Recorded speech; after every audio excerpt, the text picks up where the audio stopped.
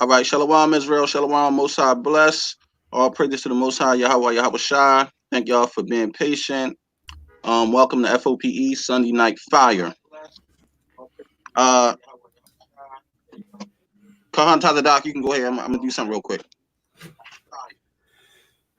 right, shalom. So I mean, as we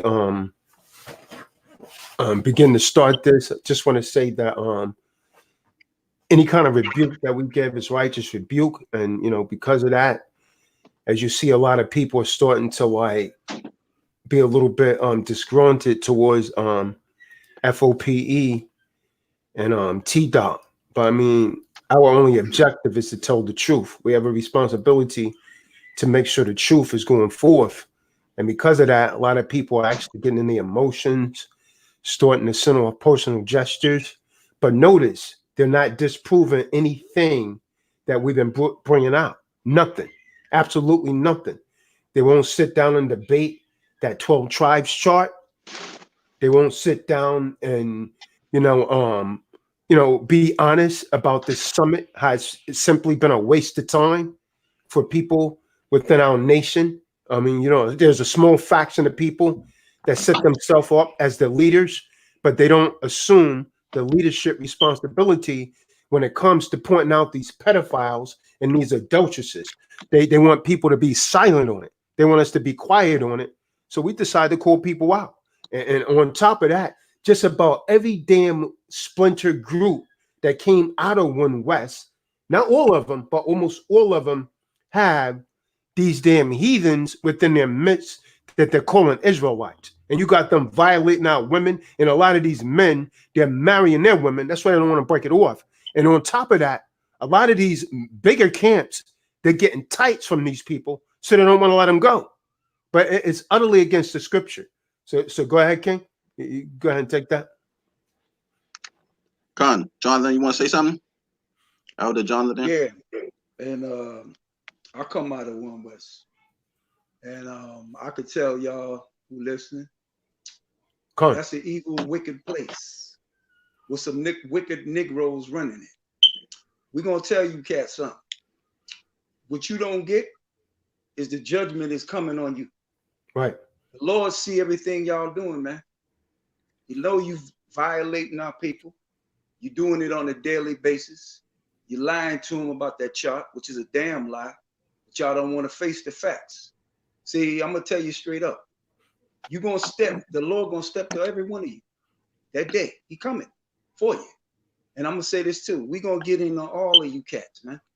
Because we ain't playing with you cats. The Lord ain't playing with you cats. That's why I came on this platform with these brothers here to tell what I know and to expose you devil niggas for what you are. That's what you are. Satanic. You got the mind of a demon. See, we're going to call out cats like Zabak. We're going to call cats out like Free Case Ray, Yohana, the Comforter, whoever these niggas are. All of you going to be put on display. The time has come for you Negroes to be taken down. And I'm going to tell you straight up, whether you like it or not, the Lord is coming for your ass. That's why I came on this platform and I said, I'm agree to deal with these brothers here and tell the truth. Because the truth is what's going to save our people, not no lies, man. And y'all are lying to our people. And you're going to be exposed for the dirty rats that you are. I'm going to let somebody else say what they got to say. And I'll get back in when the time is appropriate.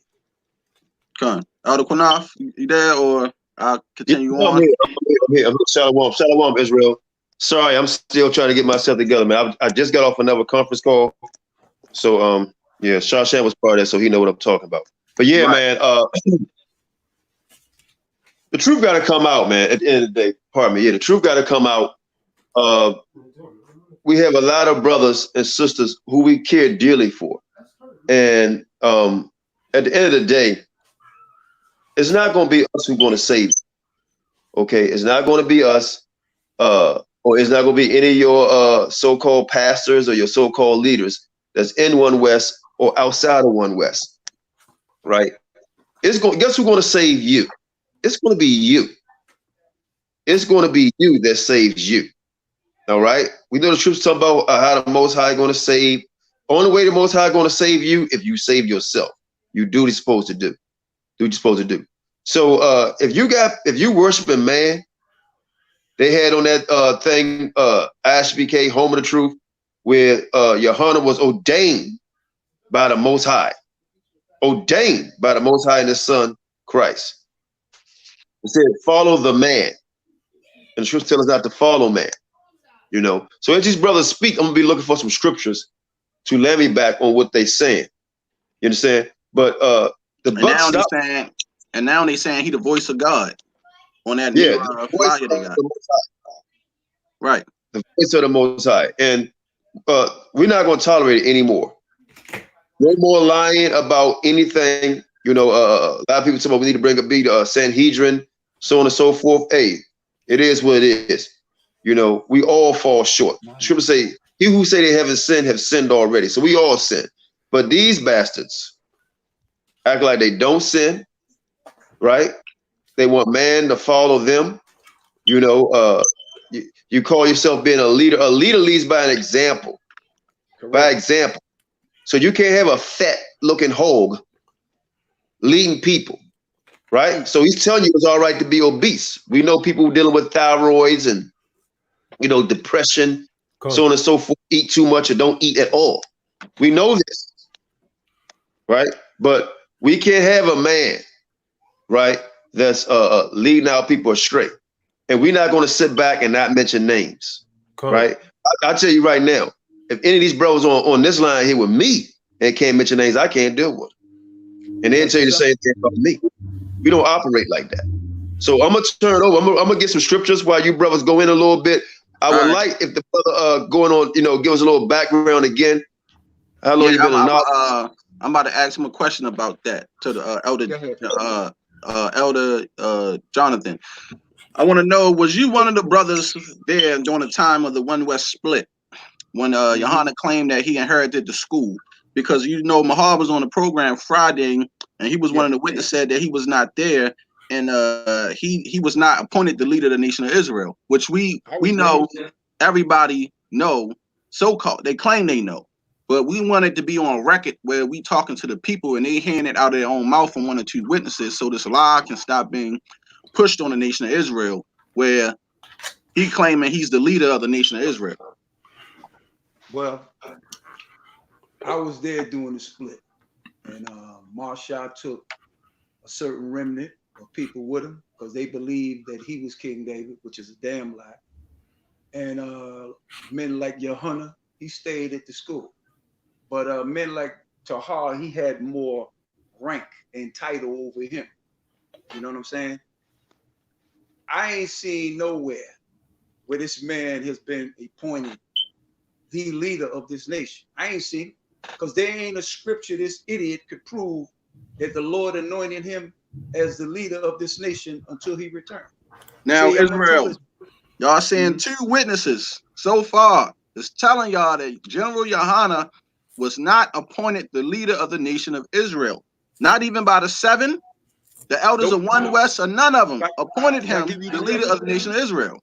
Go ahead. Can I name the seven? Go ahead. Seven in the school when I was there was Mashayach, Yahawashi, Yaquab, which would be Ariah's father, Lahab, Yeshaya, Shaw, Kazak. Now, could I say something quick? Now, how could I name these are the seven men? Huh? You got the floor. Go ahead. Oh, how could I name these men as not the seven when they were the men, the seven men over the whole school when I was there? I gave the names of all the men that had the higher ranking, the most higher ranking power in the school, so-called power in the school. So I know these cats, all of them. And I'm gonna tell you something. I'm gonna tell Johanna something right now. See, you got a big mouth, nigga. You got a big mouth. And see, a lot of you have a big mouth. This whole nation, we got attitudes, we got a big mouth, we like to speak. Some of us speak with a big mouth and they tell lies. I speak with a big mouth and I tell the truth. And I'm gonna tell Johanna something.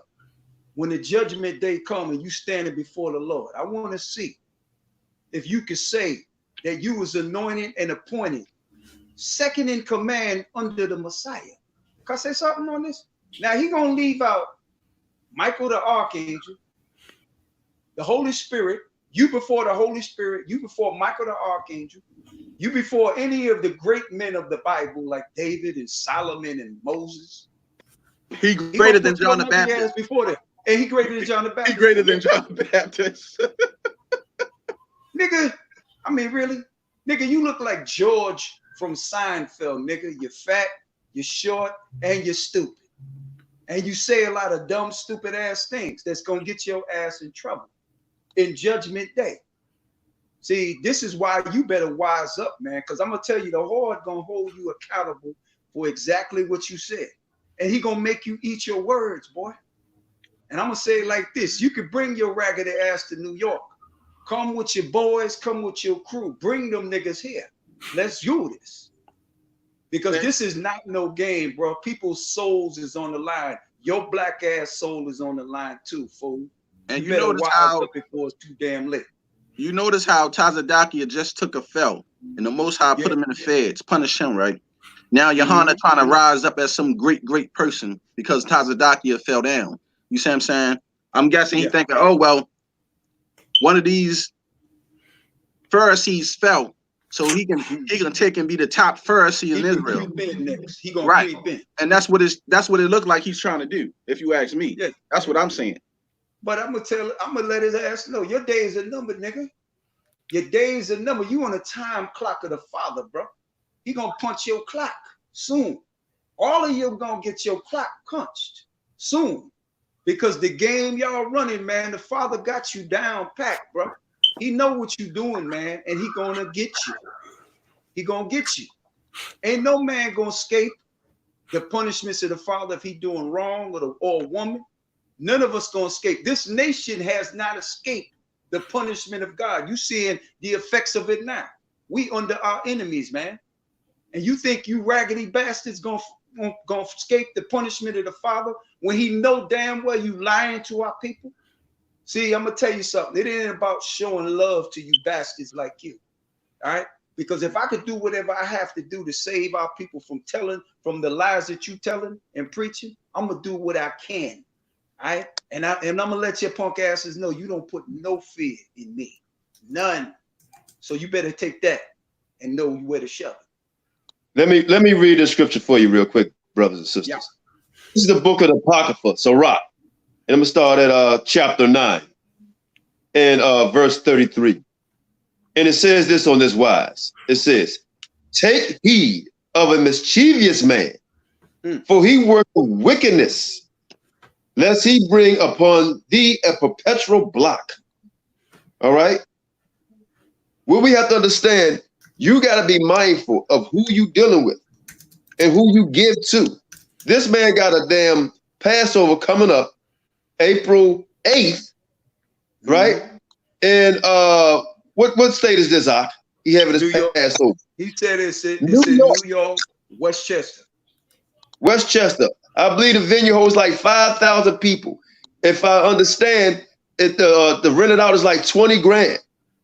Now let me read chapter 12, verse 1. It says, "When thou do good, know to whom thou does it, so thou shalt be thanked for thy benefits. Do good to the godly man, and thou shalt find recompense," meaning payback, "and if not from him, yes, from the Most High." Because you can get a damn from your hunter. Heating up all the food. He taking all the tithes. Right? So when you paying money for a $20,000 venue or more, understand who you giving to. You're giving to the slot. Yep. That's who you giving to. And these scriptures going to bring it out as we go in tonight. You understand? Tazadak, if you want to come in, my brother. T-Doc, if you want to come in, you're welcome to say so. Let me read a couple more scriptures here. And please, and please look at wow. Look at our share screen, and you will see what they got promoting Yohana as being the voice of the Most High. Down on the share screen. This is on that Passover flyer, if y'all can see it. This right here, verse 4. Please have chapter 12, verse 4. Hold on one second, Qanath. To the moderators, can y'all please block Torah Knights Temple, Judah of Nazareth? I'm tired of this guy. He's married to a heathen Asian woman. Keep coming on our channel making videos about us. And you're a goddamn weirdo. I'm telling you right now. Stay off our page. We don't care about nothing about what you calling people Canaanites. We ain't no Canaanites. Please block that dude. Torah Knight Temple Judah the Nazareth. He's a weirdo. Get him out of here. To all the moderators. Thank you. Go ahead. Chapter 12. This is a book of Ecclesiastes and Apocrypha. Chapter 12, verse 1 reads on as wise. Give to the godly man and help not the sinner. Now these men are speaking grievous words. That's right. To John the Baptist, who the Most High looked at as a great man. And you got this fat Negro on ISUPK talking about, yeah, that nigga, he dead. He was not in the truth. Mahal, you want so you trying to tell me an invite on Facebook that all these guys above John the Baptist? Johanna is above John the Baptist. It says, give to the godly man and help not a sinner, right? So if y'all helping out General your honey, that's your honey. That's your damn honey. That's right. Right? Verse 5, do well unto him that is lowly, but give not to the ungodly. Hold back thy bread and give it not unto him, lest he overmaster thee thereby. For else thou shalt receive twice as much evil for all the good thou have done unto him. So all the good bread and tithe y'all giving to Johanna, the Most High say he's gonna give evil to you double the times for helping out this grievous and what they call it, niggard at the table. Niggard at the table. When that man walked off that damn elevator, brothers, that man looked like hungry hippo coming up the gate. That man took up 2/3 of the elevator, and he got off the right elevator. It was a freight elevator. Because all them fat boys, they need a damn freight elevator to hold them. Heavy luggage, heavy sins, and heavy weight. Lord. Go ahead. But Proverbs 23:2 says, put a knife to thy throat if thou be given the appetite. Now, obviously, for them men that be that big, that means they lack discipline. You know what I mean? But, you know, like the elder was saying, you know, people, you know, they might have thyroid issues, but that's not the case with this guy, Johanna. Neither is with that damn Methathua. He get on talking about people, and this dude is gluttonous. You're not supposed to have those kind of people leading people anyways. So all of you men that's under that vibration, that says something about you to even follow men like that. You got these overweight men, which is a sin, which is literally a sin. And you got men following you, man. Talking about you second under Ha Mashayach Yahawashi. That's a damn blasphemous statement right there. But the Lord's going to deal with these men. He's going to bring him down just like he did Comfy, man. Go ahead, Can I say something? No, what's that scripture again? What's the name of that scripture again you just read? Proverbs 23:2. It says, put a Can I read that out? Yeah. Yes. Yeah, it says, and put a knife to thy throat. And when you slaughter an animal, right, and these heathens slaughtering pigs, they put a knife to the throat, right? And I want to let all you brothers know, and I call you my brothers, because y'all don't know no better than ISUPK, right? You are tucked right up under Private Yahunda nutsack. Oh, yeah. Deep. You his do boys. Right up under his nutsack. Deep. Come out for air. Come out for air, Negro. Because the Most High said in Proverbs chapter 23, verse 2, and put a knife to the throat if thou be a man given to appetite. It's obvious. This man that used a whole cow for leather on that suit I saw. A whole cow. Oh, we're going to roast your ass tonight. Because you deserve it. Your ass going to get roasted tonight, buddy. Because there's no way. If this man can't run a mile without passing out, what the, hey, Doc, you in the military, brother. You was in the military. Can you tell us, could this man make it through basic training Nah, he would get kicked out, man. They would put his ass on the fat boy program, and then if he don't lose that weight in 30 days, he gets out. He's out of there. They will kick you out now in the military for being overweight. They have something called a fat boy program, and you damn sure can't be no leader, man. A leader is supposed to be an example for the other troops. This dude couldn't even walk up the damn stairs, man. They have a damn heart attack because he's gluttonous, man. That's not. So let me ask you again, brother, because you got a background in martial arts training, so on and so forth. Now you know about being a technician, dietary technician, right? And you know about the discipline. What does it take as a leader to be disciplined in maintaining your weight, your work ethic, and how people will look at you if you're gonna tell me do 10 push-ups, you can't do it? Can you explain it to us, brother? Con, you can't. A good soldier is not going to follow someone like that. When you read the case in point, man, that book, The Art of War, I don't know people that's actually read it, but it tells you one of the characteristics of a leader is to go into the battle first. The leader eats after everyone else eats. This dude's eating every damn thing up. And if you notice, man, the higher up in ISUPK, all of them are damn gluttonous. You see that damn photo I put up? They're all big. The higher ones in ISUPK, man. So those are horrible characteristics of a leader. But these men are leading, and they talking about what they're gonna do to Esau. Man, Esau beat the hell out of these men on the street, man. When you go to I'm telling you, man. When I go to these MMA courses, it's mostly damn Edomites up in there training, man. And who you think they training for, man? They training for Jake, man. They training for you. Man, Esau beat the hell out of them, man. Yeah, breathing them hard, man.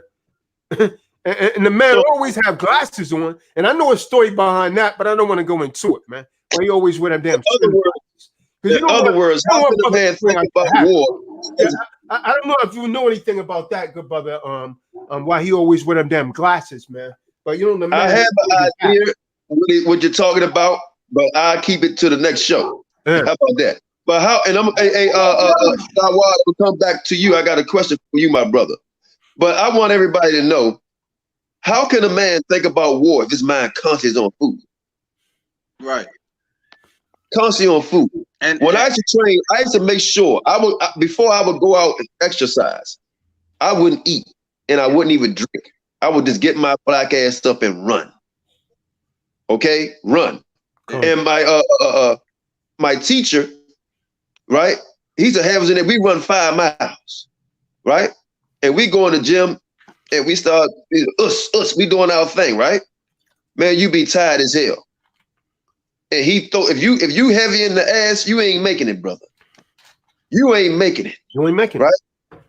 And let me say this one off real fast. Israel, I want to let y'all know we got 2 witnesses on.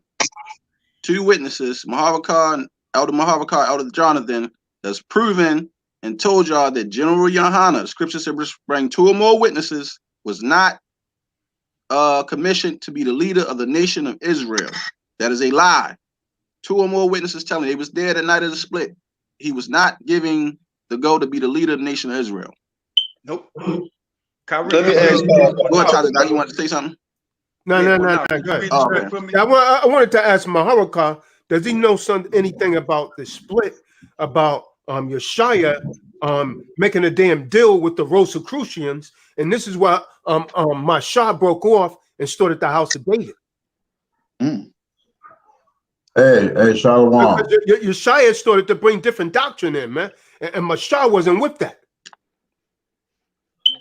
I was there for that. Well, can y'all hear me? Yeah, we can hear you. All right. Well, I know this. This is what I know. When we went to Jamaica, a lot of the stuff started happening in the school, and we was hearing about it in Jamaica. So we was down there. I was down there for 30 days, right? So we started hearing a lot of different things, talk about the 12 kings and apostles and all this other stuff, right? So when we got back, we brought back a report, you know what I'm saying, concerning what we did out there in Jamaica. So we brought back Caesar Borgia pictures and paintings we took down of people's homes. You see what I'm saying? We brought back a news report They did a news article on us, called us the 3 Hebrew boys that left Jamaica, came back and started teaching this, teaching the people, the Hebrew, teaching them that they're Hebrew Israelites. And so when we got back, we bought Marshall Machete from Jamaica. And there was just so much commotion going on. Like Yeshaya was hype. He pulled Naquan to the side, was like, it's 7 of us. Why are you going to bring 1 sword? And he was like, what are you talking about, man? You know what I'm saying? Like, nobody funded us. You know what I'm saying? The school didn't fund nothing. So they were so jealous of Marshall because we gave him a sword. You see what I'm saying? And so we started seeing all this contention going on, plus the damn doctrine they was bringing in. You know what I mean? And all of Yeshaya was about money. I ain't gonna front. Yeshaya had an oil table for his personal self. You know what I'm saying? When they saw that money coming in with the oil table, we was working on that oil table, bringing in no least less than $100 a man. You know what I'm saying? Some brothers were bringing in average $200, $300-$400 and more. You see what I'm saying? That brothers just started going crazy. You know what I'm saying? That money started, and we was working 6-7 days a week. They had us out there on the Shabbat. You know what I'm saying? So it was just a lot of money, but I didn't hear anything particular about Yeshaya. I heard that Jermaine Grant from Qanath took the bag. You know what I'm saying? He took the bag, and Yeshaya was getting X'd out because he stayed over there with AREA and all that. I didn't really hear about Yeshaya. I can't perpetrate the fraud like I don't know anything about that. But I know that Jermaine Grant, based on what Elder Kazak said, that he took the money. You know what I'm saying? They were trying to perpetrate it, front it like it was money for a record label and all that. But that dude can't rap. You know what I'm saying? You know what I mean? I know him. You know what I'm saying? Like, where you get that money from? You know what I'm saying? You know what I mean? Me used to eat 3 wings and a biscuit, brother, in the Arizona iced tea. We was broke as hell, brother. Freaking on all your tables. So how the hell you riding around in Lamborghinis now? You see what I'm saying? You ain't had no inheritance from your family.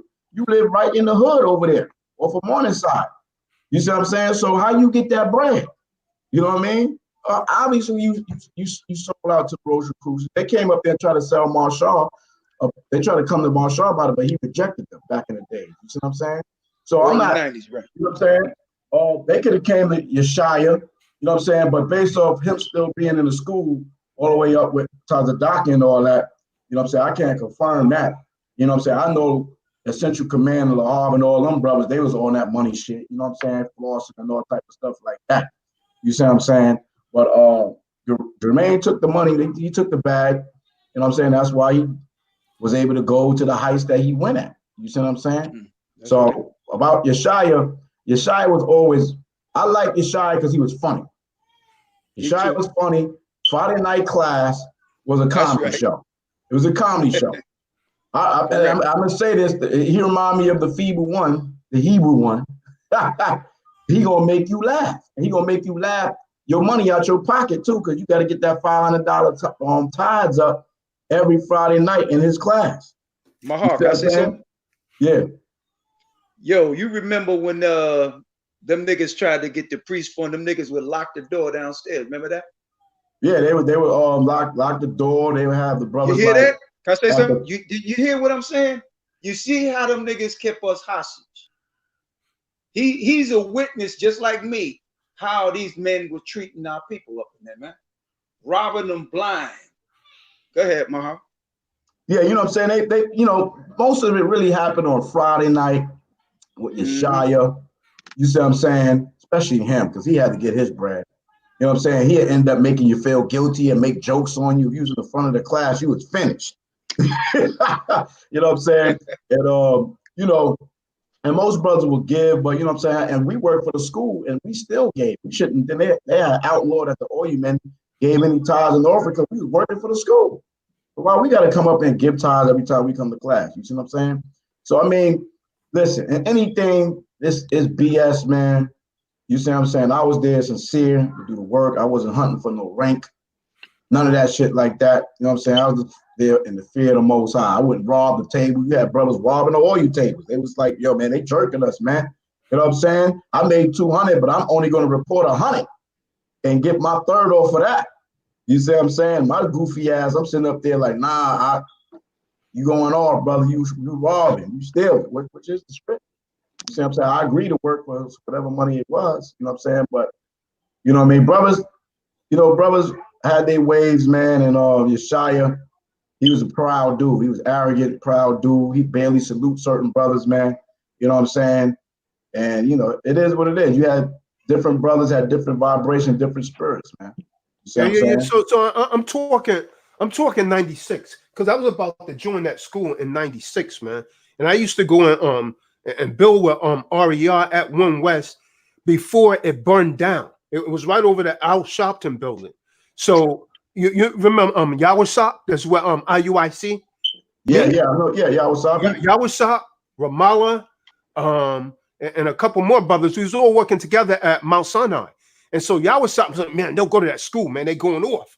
They going off. Don't go to school. Just stay here and build with us. So we all started studying at work. And so at the same time, Taha, because Ramallah had learned under Taha, and Taha used to always meet on 34th Street. So I used to go over there and build with them. And Ramallah, at that time, Taha wasn't like he is now. You see what I'm saying? Yeah, he was cool. He was real cool. Yeah, he was a stand-up dude, man. He was very wise. He knew the scriptures a lot. And Ramallah was like, yeah, man, that's who you want to learn under. So then one day I was on 34th. I seen big Tawab Raka out there. And Ban Lawyer was out there. And Zabak was out there. So then I had met them. And then we started studying at Ban Lawyer's place, like on Ocean Avenue. But they was all saying, oh, 1 West is going off. So that's when you started seeing all of these brothers that start popping up everywhere, like creating their camps. And so now the people that have the House of David, really at the Mashah, the House of David was a mafia, man. It wasn't Barak. It wasn't Barak, man. Because I had one over there. They locked Barak ass out, man. That's not the original House of David. And that's what I'm trying to tell people, man. Because they had changed a lot. Because Ben Yum and Barak, they started another House of David, man. That's not the House of David that I used to go to, man. And you can't even call me a liar. The House of David that Marshall started was on 126th Street in Amsterdam. You see what I'm saying? That's when the school split. The night of that split, I think it was like December 30th or something around there, right after January, right in 96, I guess. You know what I'm saying? The beginning of January, around the New Year. And the brothers that split, night. Yeah, it was a Saturday night. And the brothers that went down with Marshall, you know what I'm saying, like myself, you know what I'm saying? Me and Taz, like I said the other night, me and Tazazaki was like looking at each other like to throw hammies, you know what I'm saying? Like the goal. He was like, yo, which side you going? I said, I'm not going with you, niggas. Y'all niggas just disrespect Marshall. I mean, Yeshaya was going fucking berserk. I mean, saying all kind of wild shit. I was like, yo, this shit is off, man. You know what I'm saying? So that was the night of the split. And those that didn't go with Marshall, they stayed at the school. You see what I'm saying? So when you said you came in at like 96, that was, those brothers was over there on 1 West, on 125th Street. I was over there on Amsterdam and stayed over there maybe like, I don't know, maybe like 6-7 months. You know what I'm saying? I was going back and forth, but I started seeing brothers come with that same vibration and shit, you know what I mean? And I was like, man, I'm gonna be chilling with my fams, you know what I'm saying? And I just chill with certain brothers, you know what I'm saying? That's it. You know what I mean? So that school split, you know what I mean? They had a lot of splits. Tahar was already in Connecticut, you know. Nate Daniel started the 12 Tribe or something like that. They split. So it was time for the split. Marshall, like you said about the brothers, right, that you see now. Marshall is the one that came up with the Trooper program. He the one that came up with the Trooper program for us young brothers to get us prepared to teach. You see what I'm saying? That 2-year program got us prepared to teach from the Hebrew, from the history, from the services, from martial arts, all that stuff. It was a 12-hour day from 9 a.m. to 9 p.m. every Sunday. You know what I'm saying? So I was at the school 7 days a week, almost 7 days a week. You see what I'm saying? So it prepared brothers that you see out here right now that's really out there hitting these highways and byways, hitting these streets. You see what I'm saying? Usually the younger brothers coming up. You know what I mean? So yeah, man. Whatever happened over there at 1 West after the split, Marshall broke out. You know what I'm saying? And the majority of us young men went with them, and them dudes did what they did. That's why they switched the teachings. They was not teaching the virgin birth. They started teaching the virgin birth. They started teaching, well, Jermaine Green's always trying to bring that to me, but they started teaching all type of different things. So these brothers that talk about, you know, they One West, the new One West or ISUPK, you ain't even teaching what we was teaching when all the elders was together, and you ain't teaching what they're teaching when they split. So how you rocking off the name of ISUPK? You ain't even teaching what we was taught, what we was teaching, and not even what Ariana was teaching. So I mean, these dudes, man, whatever, man. These cats is full of it. And then you Let me say something real quick. Let me say something real quick. Hold on. And then you're gonna. I saw the post. You know what I'm saying? This man gonna sit there and say, "You the voice of the Most High Yahweh." Are you out of your goddamn mind, Negro? What are you talking? Yahawashi is the word. So you trying to say Yahana is the word? You know what I'm saying? Like, I know Yahana. I was in his camp. I was in his camp, brother. How the hell you? Let me ask you a question. Let me ask you a question, Mahar, all of you brothers that was back there at that time, because I want to read the scripture, and then I'm gonna ask a question that you can land me back on. This is the book of Ecclesiastes, chapter 41, verse 13. It says, "A good life hath but a few days, but a good name endureth forever." And the reason why I asked that question, if you brothers can give us some insight on the character of some of these brothers that proclaim themselves as the leaders of all of Israel, not only in the States, but throughout the world, you know, that's pride.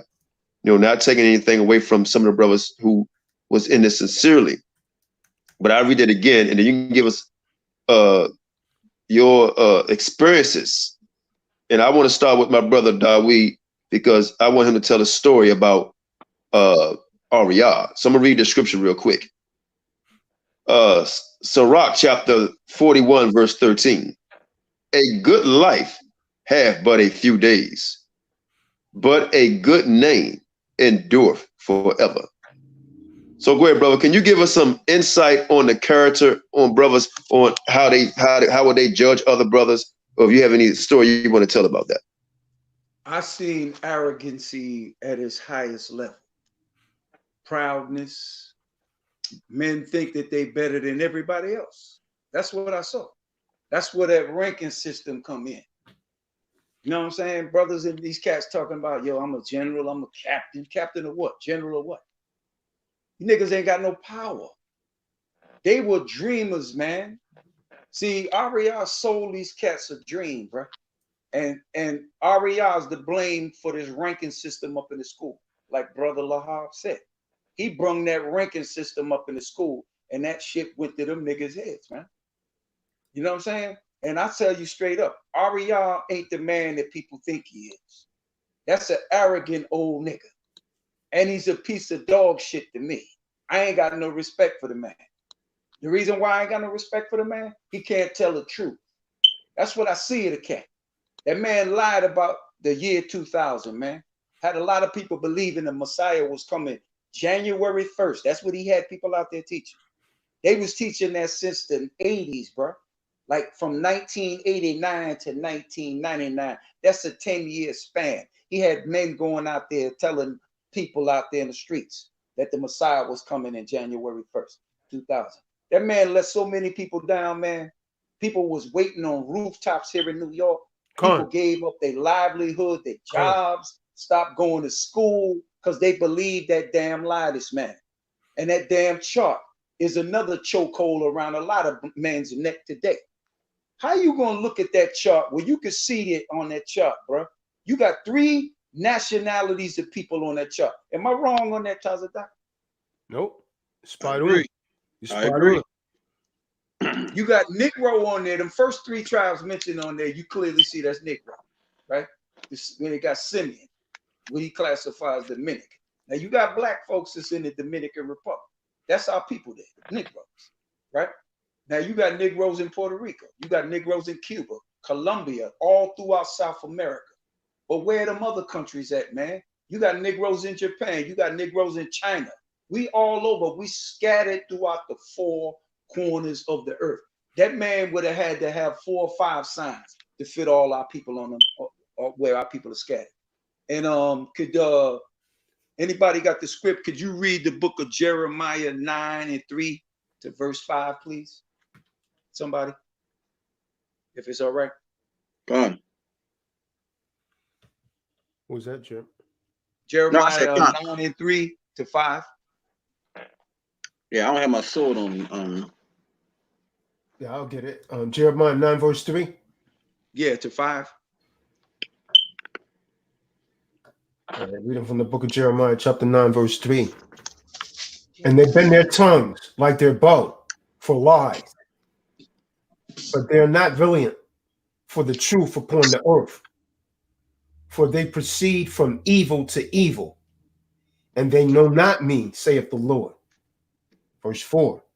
To take heed every one of his neighbor, and trust ye not in any brother, for every brother will utterly supplant, and every neighbor will walk with slander. Verse 5. And they will deceive every one his neighbor, and will not speak the truth.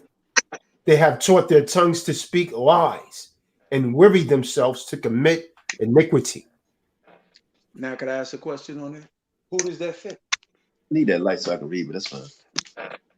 Does those scriptures fit the characteristics of these men? It's spot on, huh? It's spot on. That's talking exactly who we railing on right now. The characteristics of these men is to lie. That's how they bring it in people, by these lies, bro. Like that chart is the hook. It's a hook. That man that came up with the chart. We was told it was the hook. That's right. It's a hook. They knew what they was doing. And see, this is why a lot of cats, man, you want to let AREA off the hook. And I'm going to tell you like this. I don't give a damn about that man being no old man. That old man shit don't work here. All right? He knew what he was doing from when he was a young man unto this damn day. All right? And you think that man ever repented for that?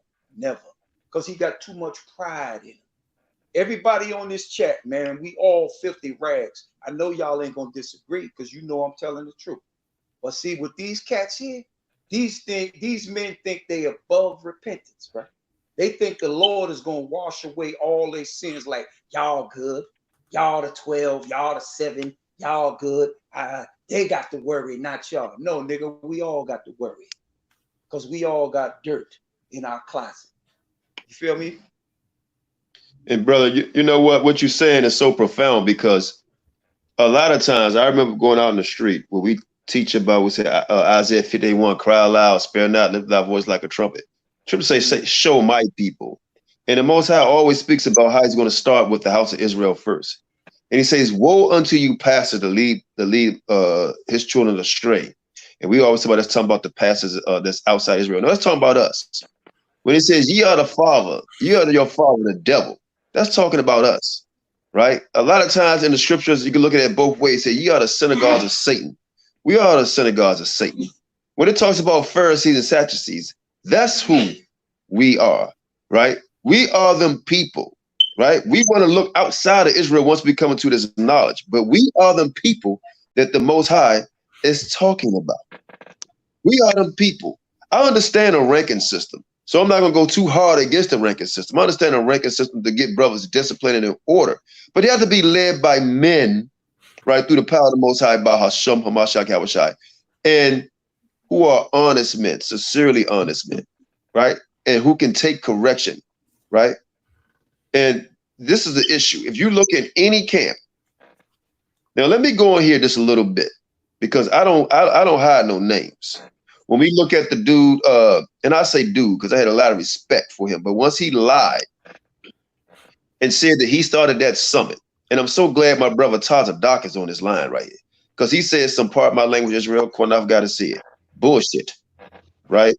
About my brother Tazadok, and said he actually started the summit, and the brother Maharakar is on this line right now, right? And they can tell you who started the summit, but he said a thing about Tazadok, and since we on him, let Tazadok clear his name up, because he said Tazadok was selling stuff to make money. So I'm let this brother get the opportunity to clear his name up, right? Because I know how it all went down, But I'll let him explain it. Go ahead, Yeah. I mean, so what? And that's another damn lie. So what happened is the first summit was actually done in D.C. with F.O.P.E. And then the next one at that time, I was actually in North Carolina. So I was with Yahweh's camp. So we held the second summit. And so just like you, we had to get the damn money for the buildings, the food, everything else. And that came out of our pockets.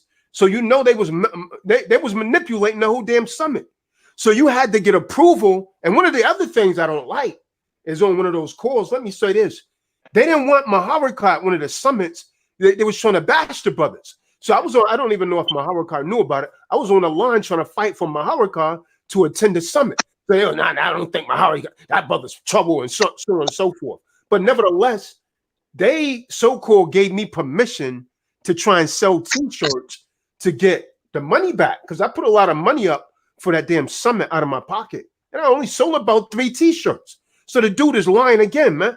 So I didn't get, and so after that, I was upset because Yakanan was like, oh, you'll get it back. You'll get it back. And so when I took a word to my dead father, you could ask Big Shael Benoit. Me and Shael was talking about what a loss that we took for fronting that money up. And then Yakanan was saying, don't worry about the Most High to get it back to you. But I was like, yo, man, I'm not participating in this anymore, man. And then we try and bring out ideas about getting real estate and things of that nature. They didn't want to hear it. They didn't want to hear it. But the bottom line, I wasn't using that to profit or for money. I was trying to get some of the money back that we spent for them to come down there. And so that's the true story behind it, man. So the dude's like a bold-faced liar, man. The dude's lying. And so the reason that he keeps coming out lying like that is because they're being exposed, and they know the more information that gets out about these people and people see that they're really not real, people are going to start to walk away from them. And so their concern is people coming towards us. That's what it is. I can tell you what it is. And so like we was discussing, what needs to happen, we need to start our own thing. We start our own summit. We set up our own, people and do this thing ourselves. We don't have to go to that because it's wicked anyways, because they're robbing the people and they're not being productive. So I asked him, and he trying to twist my words. The man's a liar. He trying to twist my words. Instead, I said that he was like robbing the summit money to go to Israel. So I was saying, isn't it coincidental that each and every time that they have a damn summit, a few weeks later, these dudes going to Israel? So I mean, that's damn coincidental, man. So let me ask you this. Before the damn summits, why weren't you taking trips to Israel? Because you always, and then you get things from over there and you come back and you sell the damn thing 3 times the amount. And anyone that bought anything from this dude, you know I'm not lying, man. You know I'm not lying. You sell it 3 times the amount. So the whole vibration from that is wicked, man. The whole vibration is wicked. And they don't like what's being stated. And nothing I said was a lie. And the other thing I don't like, that chart that Maharakat made up, I used to have it. I was looking for it, but I couldn't find it again. When they was going over that chart, one of the things that, and this is why I got so like distasteful with the whole damn summit, because at the time of that first summit that they had in DC, that guy, Elder Zaquan, that was supposed to be the so-called elder of Yahweh's camp, this dude promised, and he brought us the information about Zabak tongue kissing another man's damn wife right in the damn camp. He walks around the corner and kissing the damn man's wife in the mouth. And I told him, yo, you got to bring that out. That's wicked. And not you that said it. He said it. Yeah, he said it. Elder Zaquan said it. And the other guys in Yahweh's camp, no, I'm not lying. And you asked Big Shael testify, because I was about to swing on this dude, man, in Shael's garage, man. Because, I mean, before I went down there from New York, this dude didn't have nobody. So they're going to try and point him to elder. I was like, yo, no one was even listening to you before I came down here and we put this thing together. And then they merged. Then we created Yahweh's camp. And so this dude trying to come in and give orders and cause a lot of discord. That's why I ended up leaving it, man. Then they try and create a school out there. And then when me and Shael went and supported, because there's a Zaquan, everybody, you gave your word and you fell back from your word. It's like, I'm not building with this dude right here, man. This dude's spirit is off as hell. And so at the same time, I told them, yo, man, Zaquan is trying to merge you guys with the house of David. And I called that. And that's what was happening. And so around the same time, they was bashing Maharakat like he had nothing to do with it. And it comes out, he created the damn fire that was going on. And on that fire, when they was going over the so-called rules of the government, they had brought out then any man or woman that was committing adultery, they was going to expose them. They didn't say any damn thing about doing it in private. They said they would let every camp know, so they wouldn't be able to go to another state to do it. So I told Zaquan, well, how come they're not doing it with Zabak?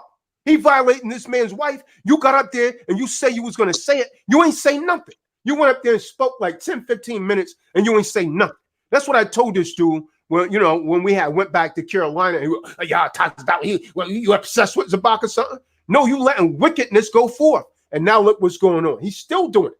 Look what Eleazar said he done out in California. He broke up another damn camp by violating another man's wife. So it's still going on, and that's what happens when things go unchecked like that, man. They letting this go unchecked, and the only reason, I'm gonna hit you something, man. To all of you that's blind to this, the only reason that Mathathawa and the house of David spoke out against any of this is because F.O.P.E started banging on him, and I started banging on him, so they was forced to come forth. You see what I'm saying? Because they was pushed in the corner, so now they had to say something, and when they did it, they used damn subliminals. They didn't even say the name. So people that really don't know what's going on in the background, they had no idea who they was talking about until we started shouting the names. So now they was forced into a corner and had to speak up. And then they wanted to take credit for that. Like, oh, we're not letting them come to the summit.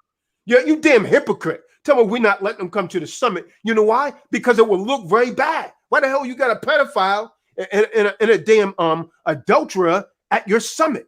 You see what I'm saying? But what happened before that? Check it out. Before these videos start coming out that we was blasting them, Zabak was at the summit. You know what I'm saying? He was there. He's at the last summit. He was there saying, hallelujah, all that shit. Come on. Yeah. Come on. So they was forced to do it. They didn't have a choice. It wasn't something they done by choice. See, they use semantics, man. And they're able to tap dance around certain people that really can't see through it. See what happens? We can see through the buffoonery, man. Everybody doesn't see through the buffoonery, man. But it's fake. The whole thing is fake, man. And they keep sweeping things under the damn rug, man. And a lot of things keep going unchecked. And so they don't like us because we're coming forward with it. Everybody wants to be damn quiet. And if you're being quiet, you're just as damn guilty, man. You're just as guilty. Let me say, Shael could be a witness to what I'm saying. Right. They was on the phone. There was a big discussion about Maharakar not being allowed to come to the damn summit because they was trying to say wicked. They can't even call me a liar. Now the next thing, so I'm watching the more recent summits. I seen Maharakar there performing. I'm like, what the hell's going on? They was bashing the brother. You see what I'm saying? Now they letting them. You see how they switch up? They was bashing the brother, and the brother had put together all of this stuff. I'm like, damn, this man designing all of the damn stuff. Like, and if they will be honest, the damn T-shirts I designed, it wasn't for me. The T-shirts was for the summit. It said the second Israelite summit. It had a damn shofar on it. It had nothing to do with me. You see what I'm saying? I was just trying to get some money back, which I didn't. I took a damn loss, man, for a few $100s for feeding them, buying the food, and getting that damn expensive building.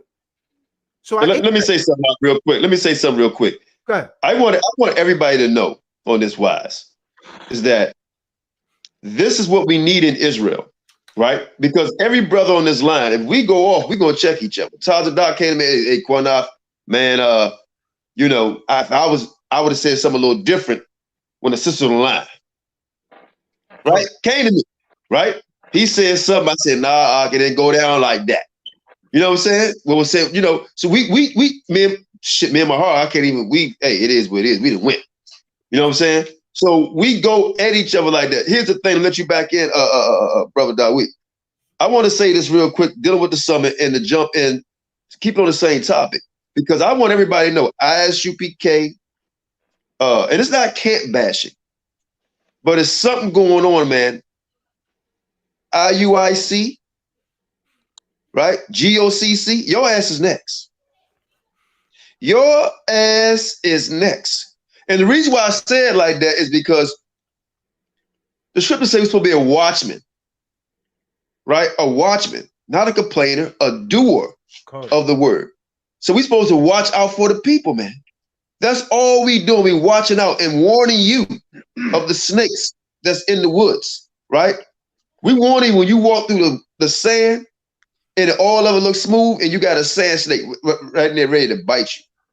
Right there ready to bite you. Let me say this and I'm going to let the other brother join in real quick. This dealing with this summit thing and moving up. Hold on, let me say one thing, Qanath, before you go on. Can we please get the likes up?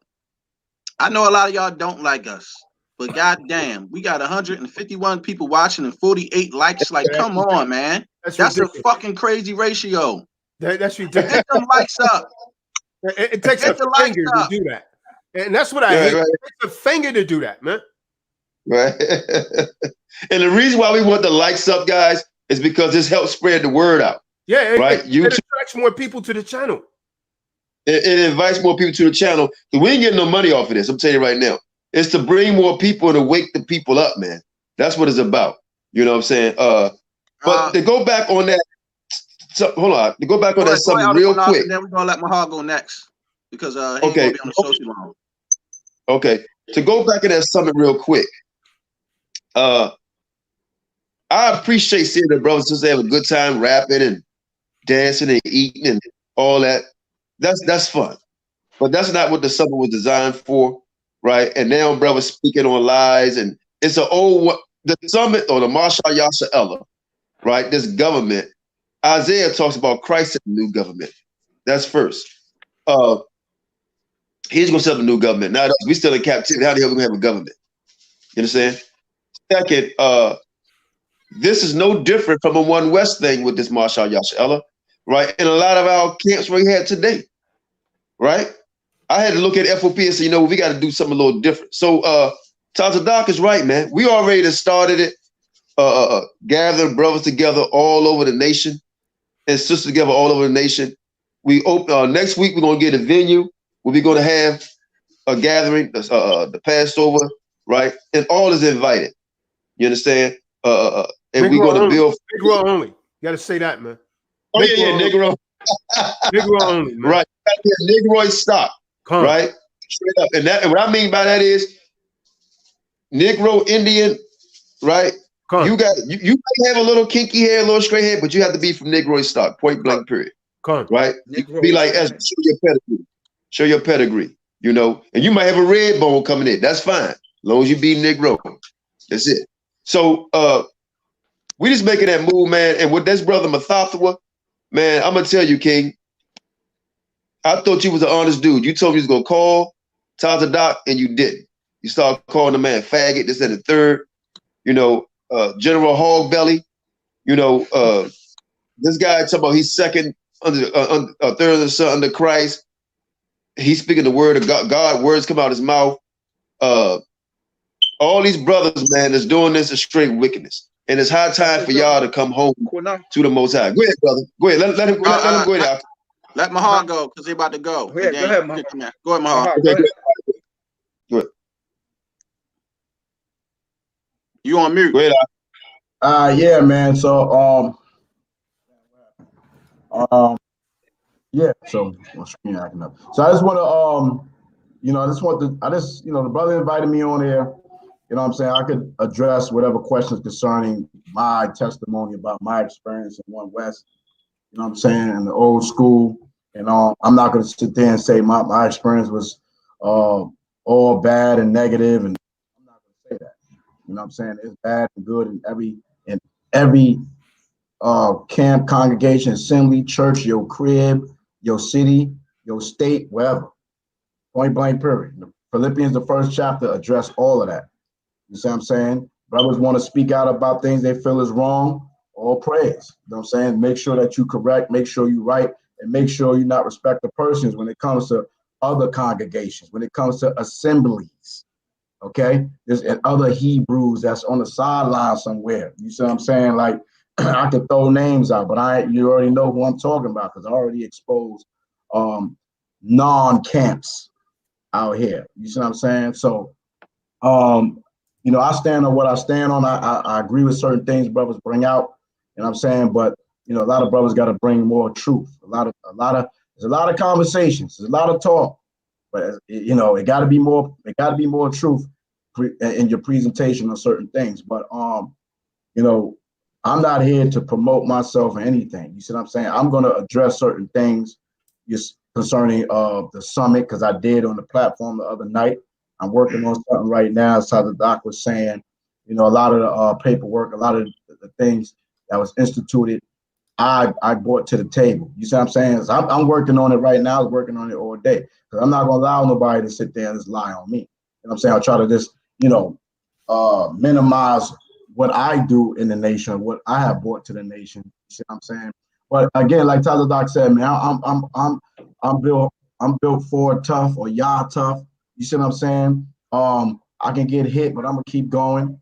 You know what I mean? I went to probably like more than half the summits, probably half the summits. Like he said, I was not told not to come to the first one. You brothers was advocating for me down there in the whole nine. You see what I'm saying? I did your marketing. I can show you the marketing right now. Yep, I remember that. You know what I'm saying? I got it right now on my screen. You know what I'm saying? I did your marketing, Yahweh's camp. You know what I'm saying? I did the marketing for F.O.P.E. I did the marketing for everything. You see what I'm saying? For a man to say that I was invited, you must be out of your mind. That's an offense. That's a damn lie. Right. If I'm invited, I'm only coming in and sit in the chair and chill. I'm not filming shit. I'm not preparing shit. I'm not doing no fucking advertising, no video, no nothing, because I'm just there. You see what I'm saying? I'm just there to get my 5 minutes, express what I want to present, and that's it. I'm not going to read the whole code of ethics up in the front. You see what I'm saying?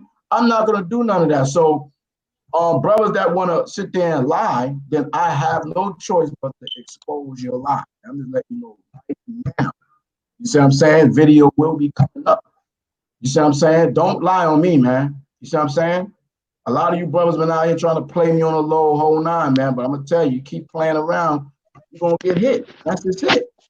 You know what I'm saying? There's nothing wrong with bringing forth righteousness, man. You know what I'm saying? In the midst of wickedness. But I'm not gonna sit there and shoot down, you know, the work of brothers that's sincere. You know what I'm saying? Versus some elders went off or this, that, and the third. I have nothing to do with that. I'm coming into the knowledge of the Most High, like you brothers and sisters coming into the knowledge of the Most High, and you got brothers up there that you look up to as your elders or leaders, and they going off, or they will go off. You know what I'm saying? So just understand that. You know what I mean? Just understand that, you know, there's nothing new under the sun. There's plenty of brothers that mention dates and times in the year 400 years and all type of shit. You know what I'm saying? We still here. I'm glad that I came through that era that I went forward for a time period. Because remember, the school split in 96. That's 4 years before. That was 4 years before the 2000. So I wasn't a part of that school at all. Okay? You understand that? And we questioned that on the low. There's brothers that questioned that on the low because the scripture said no man know the hour and time. But we couldn't sit up there and try to rebuke them elders. We would have got rebuked and tossed out the school. You see what I'm saying? So we trying to get rooted and grounded in the word. You know what I'm saying? So when people keep banging, listen, I was graduated with an associate degree in the year 2000. Okay. So I wasn't on no rooftops. Okay. I understand that. I wasn't on no rooftops. Okay. I ain't through in a tower. You see what I'm saying? So, you know, I heard stories. I wasn't there. I didn't see them. I don't know. People say things, exaggerate things, whatever the case is. You see what I'm saying? But at the end of the day, we are responsible for our own salvation and fear and trembling. You must study to show thyself approved. It is all about the top 2 commandments. You see what I'm saying? Love Yahweh and love your neighbor. You know what I'm saying? And righteousness. That's just what it is, man. You see what I'm saying? But you know, I don't agree with everything brothers are saying on the panel. Like they don't agree with everything I'm saying. I'm listening. They still brothers, still Israelites. You see what I'm saying? I just want everybody to know that I'm not a Negro-only Israelite. That's what y'all know. Okay, so just because you see me up here, don't put me in the only Negro club. You know what I'm saying? If I go to the club, then I will let you know. You see what's behind me, so you already know. So we see you, Negro. We see you at the summit. I mean, at the Passover, Negro. We see you when you get there. April 6th in Baltimore. My brothers and sisters there, so you know I got a daughter there, so I mean, why not? If I can make it, I'll be there. It's a fellowship. I done went to plenty of people Passovers. Brothers that talk about, again, remember I said the other day that the commandments of the Most High is the faults, and Moses' staff is the rod. I went and, but I didn't know that's what he was teaching when I went there, because if I knew that, I wouldn't have went. You know what I'm saying? But it is what it is, man. You know what I'm saying? Let's let my last point, because I gotta go. Okay. Remember, okay, you can bang on one West, but don't forget the rest. That's all I'm gonna say. You can bang on one West, but don't forget the rest. Because there's a whole bunch of Hebrews out here that got a whole bunch of followers and saying certain things like the true remnant. I don't see no difference between saying. Name some of them then, because I want to know who you talk about. Maybe I need to go look some of these people up. The Hebrew one said they're the true remnant, brother. I don't know about that. If you ain't part of that, you ain't part of the true remnant. What Okay, scripture says that your crew over there, your little clique over there is the true remnant? What are you talking about? So when you try to bang, you better make sure, brother, you crystal clean. If you saying the same damn thing, this is the home of the truth. And if you ain't in this school, then you ain't got the truth. So if I'm not a part of your true remnant, then my ass is done. I'm in the lake of fire according to law. Right. You understand that? You see what I'm saying? There's a whole lot of damn doctrines out here with these fucking mega so-called Hebrew Israelites out here, the Watchmen, the Bora. I went at them niggas past the down with all the heathen elders and all type of shit going on over there. You know what I'm saying? Pastor Tony Smith. There's a whole bunch of people out here on some bullshit, and they're not no camps. So I hope brothers is on it, and it's not trying to shoot down, the elders that already showed that they ass went off. We know they went off. Let me answer that, brother. Let me answer that. I will answer that on this wise. Every organization, like we always say, and this should just knock it in the bucket. We always say nobody has all the truth. So that's what any and everybody, every Israelite camp, every person don't even recognize himself being an Israelite. But what we are doing for the brother who say we are the true remnant, talking about the Hebrew one, my brother who I got love for, right? One thing we do know, he's not saying he's third under the sun. He's not predicting when the earth is going to end, right? He's not saying if you're not with us, you're not in the truth, right? We're not saying he's not, and other brothers not saying that the watchmen of the board, right? They not saying that basically a lot of people are saying anybody to say I'm an Israelite and my fault was this, we just take damn Hebrew Israelite. Hold on, brother. I'll let you speak. Let me I'll let you go. So what I'm saying is I would let brother get in because he been waiting like 35 minutes to speak. But I would say even from Baptist, Methodist, Catholic, you name it, every religious group has a thorn in his side. Because scriptures say, he who say they haven't sinned have sinned already, right? But we starting where we choose to start from. So we're going to start with one West, and we're going to start with so on and so forth, right? Because that's how we going to do it. Hold on. That's how we going to do it, because we look at Johanna, your hog belly. We look at that nigga, the main Grant, who you said was, part of my language, fucking a 14-year-old. Her main Grant. That's what they right. Who's locked up in jail, who's about to do 18 months. We're going to talk about his black ass, right? And we're going to talk about Johanna black ass. We're going to get on Nate, right? We're going to get on him. We're going to get on Barak, House of David, right? Who's been lying, right? We're going to get on Sabak, who's been screwing men wives, who me and Shawshan was my witness, who had a married woman in the car. We're going to get on that pedophile. That's what HOI. So we're going to start there before we start going any place else. Them other people we're going to get on. We may get on me. We may get on your black ass. But we're going to get on everybody under the sun who's not falling by Ha Mashayach Yahawashi. That's just point blank. But I'm going to let this other brother get a word in real quick, Mark, because he's been waiting like 40 minutes. It sounds good. It sounds good. Go ahead, really go ahead. Go ahead. What I seen in One West is men want to control your mind. They want to make you a mental slave. Like, you know what I'm saying? And I seen men's thirst for power up in there. I ain't saying Ma like that, and I ain't saying I'm like that. Me and Ma, we went through, you know, our personal shit. You know, I seen Ma where I give him a salute, we hug, you know, do a little thing like that, you know. But I wasn't close with the brother. I ain't got no beef with him, right? But what I seen up in there is men wanting to please other men, and I know Ma saw it too. I mean, the men going around claiming that they men from the past.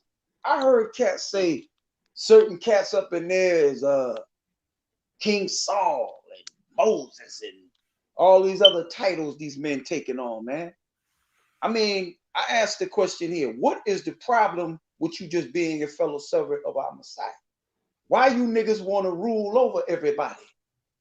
And I'm gonna say this too. There was brothers in there that had the spirit of brotherhood, and there was niggas in there that was niggas. And most of them up in there was niggas. Okay? That spirit that they had in there, man, was not to uplift, but to bring down. Okay? And that's what I seen up in there, man. And see, AREA, might not feel the same way. Listen, that man got a lot of shit on his plate that the Lord gonna make that nigga eat in the day of judgment, man. Because that man done ruined people's life, bro. Ruined people's lives. And that man ain't never been a man that ever fessed up to anything. So I don't have no love for his ass or no respect. Because to me, he ain't earned no damn respect from me. All right? And I'm going to cut it short. Whoever want to get in and say what they got to say next. So you look at GMS, that nigga talking about rape, right? You can rape, you can buy prostitutes. We're going to get them while they young. So we started at One West. I ain't heard no pastor say this shit, but go ahead, Talk to Doc. Go ahead, brother. I was just going to say this, that 12 tribe chart that AREA came up with, he didn't even create it, man. He got that out of a book called British, what is it called? Israel and Britain, British Israelism. That's where he got the 12 tribe from. A lot of people that was at the damn school don't even know that, man. And so like the Ak is saying, he done a lot of damn stuff that was off. Then he got it and he tried it. And you can see he was guessing at the stuff when he bought it out, and then he stuck with it. And if the book is really hard to get. I believe it's out print, but it's called it was written in 1890. It's called Israel and Britain, British Israel. Look it up, man. That's why he got the damn 12 tribes. He talking about that came from the Most High. He got it out of that damn book, man. Like the Ak said, they were wicked men, man. They were wicked men. And that's what he told us in the school. They told us in the school the Lord gave him a vision. And he ran the Bivens with that shit. Right. Well, if you look at that book on British Israelism, man, he got it out of that. Yeah, that's what he told him. You're exactly right. He told people that he had a vision, and the Most High showed it to him in a vision. Now, am I telling a lie when I said that? No, you just spot on. Thank you. You spot on. And I'm gonna hit you with something. And to the good brother Maharka, the reason that we're coming off on One West, like all these other people, they might be doing that. But here's the problem. There's a lot of dudes out of One West that continuously want to sweep this under the rug. See, that's the problem right there. A lot of men know that these guys are going off and they know it was wrong, but they won't admit it. See, that's the problem. And that's why it's been able to continue to go on. And you're still messing up young people's lives, man. Like they was manipulating. There's a brother that he moved down to Vegas. The guy name is Daniel Allah. I've been trying to get the brother to come on. He been back in there since the damn the late 80s, man, early 90s. And the brother got hurt by that damn school, man. They kind of messed the brother up. The brother don't want anything to do with it. But I was trying to get him to come on, and he was like, "No, I don't really want to deal with it, man." You might remember the brother. That brother's name was like Daniel Allah. I don't mean the Daniel Allah in New York. The brother moved out to Arizona now, and he don't even want anything else to do with Israelites, man. And the brother was telling me how he came there, man. They trying to take his truck. He got a new truck. They talking about they're gonna take the man's truck. It's hey man, check it out. We got a brother. Hey, charge the doc. I mean, one of y'all brothers. Dawa, you know what I'm talking about. I'm not gonna mention his name. Mhm. One brother, the one in them camps, wanted to commit suicide. Yeah, Okay, yeah. Me because and they you told talked him to him on that. you need a camp. Go ahead, Doc. What you tell him about it? I was talking with this personally, man, and he said, man, he went through so much pain and misery dealing with them that he wanted to take his life. That's how he felt. I ain't never got to that level, man, because I ain't that weak. But I tell you, I got to the level I wanted to hurt somebody up in there. That's the way I felt. Because I say it like this: everybody on this panel, I know y'all got respect for one another. I talk with Qanath a lot, right? Like at least 2 or 3 times a week, right, Qanath? And I ain't met you yet, but you show love to me as I show it to you. You feel me? I'm saying, and that's what I ain't never felt in there. I felt the spirit of tension. That's what I felt, man. And these men, once they was given these titles, man, they let that shit go to their head. I got a scripture for your hunter. Somebody give me Galatians 6:3, please. Yeah. This for your monkey ass, nigga. Right, 6:3. That's right. Okay, whoever get it, I'm trying to get it too. Yeah, I don't have my sword on me, so I don't, because my wife put my books everywhere. Hold on, I'll grab it real quick. I was looking for that link to that book to post in the room. What's the scripture you need? 6:3 of Galatians. All right.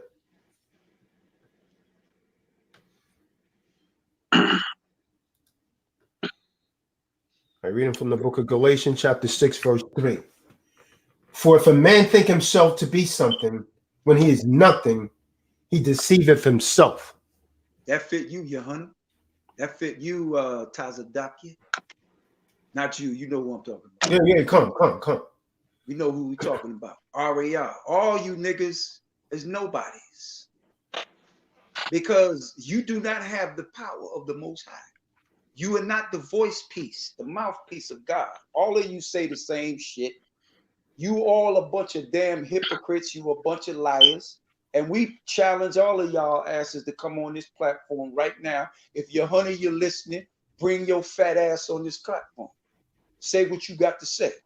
I want your ass to prove to me that you the mouthpiece of God. First thing you need to do, niggas, get some platform shoes, because to me, you ain't nothing but a short midget. I hate to see men like this run their big ass mouth, ain't never did a damn thing for this nation. I don't profess to be a prophet, but me and Qanath was talking to an oct today that I know. And I'm gonna say it right on this platform right now. Qanath, you there? He there? Oh, he right here. I hear you. I was on mute. I hear you. Now, me and you was talking today, right before this thing dropped off.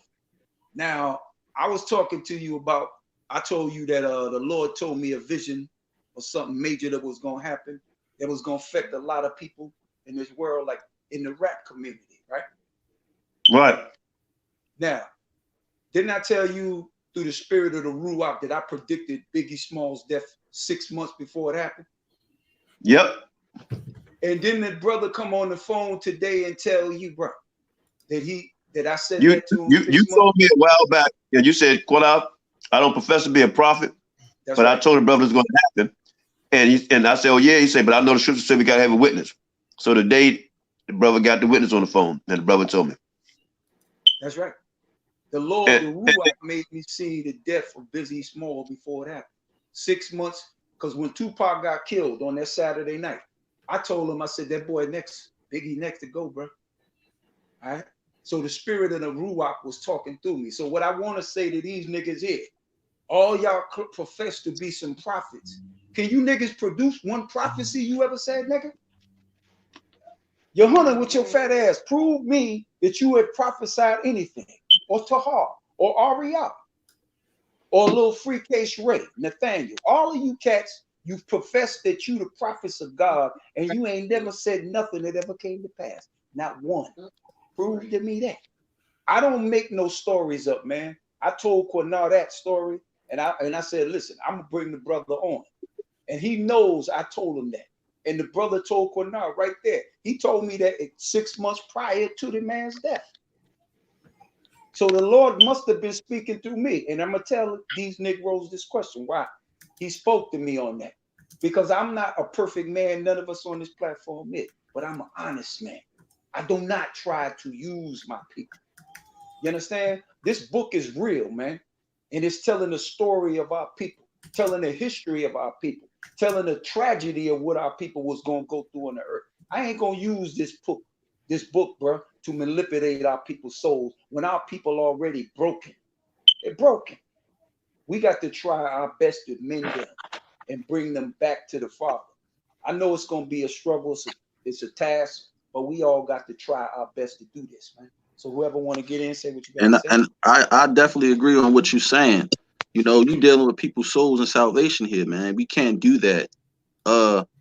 These dudes, they're capable of having jobs. They're capable of working. A lot of these guys are bums, man. They lazy. They don't want to do nothing. They want to live off everybody else. You see what I'm saying? I get up, I go to work to provide for my family every day like the next man. Take care of my wife, take care of my kids. Why the hell I got to work hard and pay your bills so you can sit home and get 5, 6 wives and live your best life in a captivity that we are suffering under? You know what I'm saying? Like, these dudes act like they're not in captivity either. We all in captivity. You know, we all suffer around the 4 corners of the globe. You know, we all is into the Babylonian system and the enslavement system and trying to make it out here. So I feel like they oppressing Israel all over again by your own people when you come into the truth. It's no different from Christianity. These are what I call modernized 501c3 Christian Israelite congregations that's oppressing their own brothers and sisters with the truth. They are the wolves in the sheep clothing that Yahawashi warned us about. They are. They are them scribes. They are those Pharisees. Can you hear me? Yeah, I can hear you.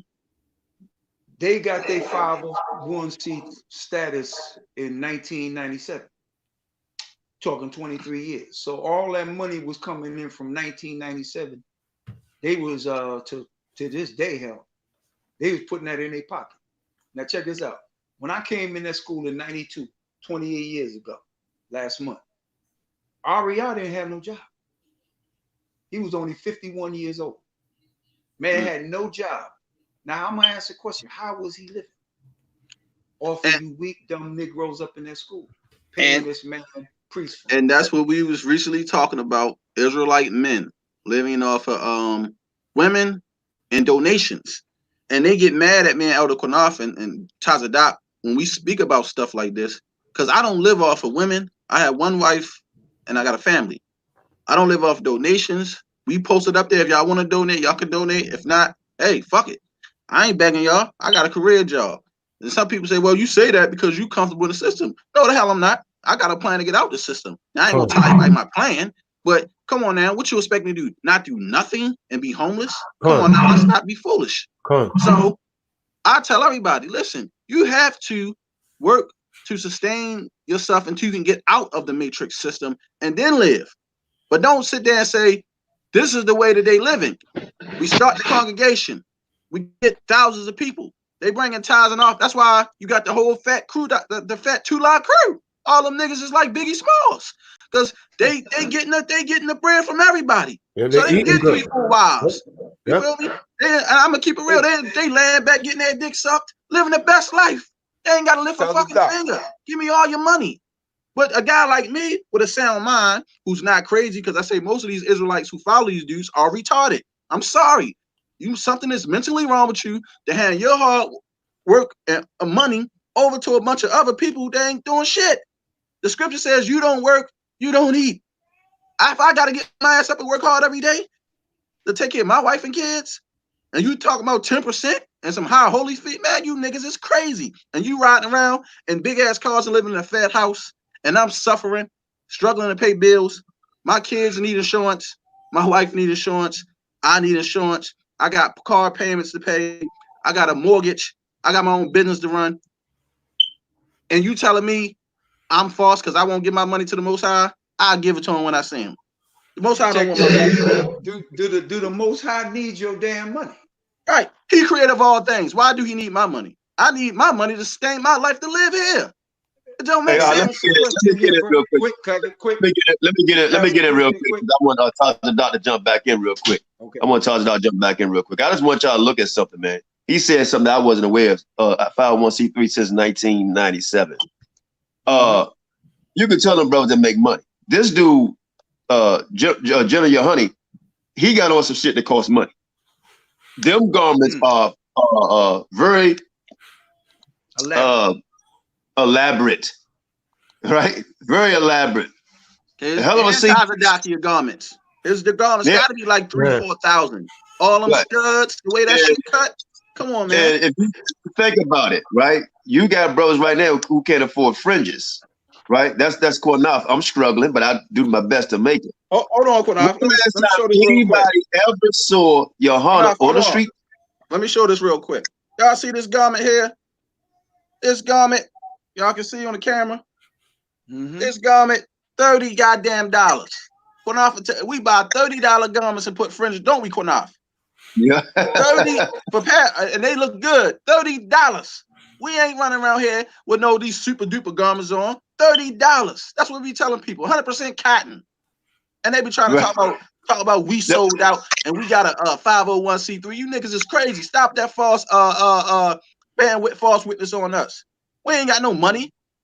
We struggling in this goddamn thing, just like everybody else. But these niggas got all this money, and y'all constantly donating, giving them all this money, but talk about us. We walk around here with $30 cotton garments on, with some fringes on the bottom, and y'all talking about we sold out. When you look at it, and Todd's talking about you jump back in. When the last time any of you guys, they talk about people doing the work, F.O.P.E ain't doing this, or these brothers ain't doing that, right? But they don't even know what the hell the work is. Anyway, that's another topic. When the last time anybody ever seen your hunter out there teaching, or give a class, a real class, and just not be on the radio running his mouth? Give a real class. Do any of you Negroes that's in that organization know where this dude stay? What state he even stay in? Do you even have you ever seen him ride in the car? Do y'all really know who this guy is? Do y'all really know who this guy? These are things you need to inquire about. And let me say this, Todd, you jump right in. This goes out. This is a big shout out to spiritually, maybe not want to go with the hands, but spiritually want to deal with the scriptures. Tazariak punk ass in the scriptures, right? Because F.O.P.E wants you to we want you to get your head from under your honey nuts. All right? Get your head out. We want you to get under your honey nuts what he needs. and come and set up a debate on any damn topic, right? Because we see you ran from Hosea 7 and 8. We see you running from the northern kingdom, southern kingdom. So we can have a debate on the chart. We can have a debate on Johanna being third in the sun. We can have a debate on John the Baptist, right? And bet your damn beard, right? And we don't want that cheap ass grease that you're selling. You're probably getting it from Johanna nuts, right? We don't want none of that, right? We want to debate you, right? One-on-one or a team debate. How about that? We'll do a team debate. Me, myself, Shasham, Tazadak, and my brother Yehuda, right? Yehuda Israel F.O.P. We'll debate it, right? Ass. And they know we'll kick their ass. And they don't want it, right? We want to get you off of that pork, because evidently somebody's some damn pork up in there. There's no way a man that's following the Levitical diet and that damn big, they got to get off a damn freight elevator. I found that ironic. They had a little white boy behind you, honey. You couldn't even see him. Pig they was about to slaughter. He's about to slaughter. That was a slaughterhouse. All right? But we're going to, Tazadak, go ahead, brother. And we're going to ask anybody want to come on, right? Anybody want to come on and ask any questions as thou mayest, right? Bring the smoke. Yo, Q. Agree or disagree, and you have opportunity. Go ahead, Yo, Q. Yeah, I just want to say this, like, Jonathan. Now, you said that Ariah said that he had a vision, because I heard that too, and the Most High gave him the interpretation of that 12 tribes chart, right? Yes. I'll show you the book he got it from. Hey, Shashem, is there any way that I could like text something to you, post it in the room? I just posted the link for people in the room that want to Google this, and you can see I'm not making this up. You on Facebook? Send it to my messenger, and I can go right to it. All right, let's see if I can share this on Facebook. I'll show you that exact page where he got that damn 12. He made that all up, man. The whole One West thing is just made up, man. It's garbage. And they're being exposed and they don't like it. I post a link in the room for those that want to. You remember Nathaniel in the house of David, right? Come on. Yeah, I used to be with him. That nigga was a skinny chicken, right? Come on. Look at that nigga now. He ain't been missing no meals, bro. Right. No, right. Remember, he was skinny. That nigga was very skinny. He's very skinny. Yeah, I remember. Yeah.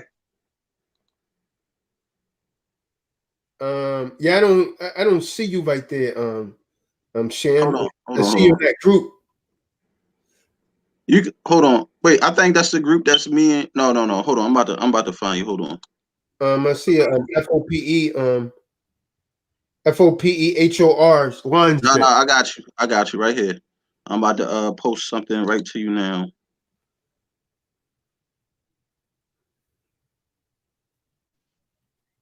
All right, I just said something. Let me see if I can get this in there.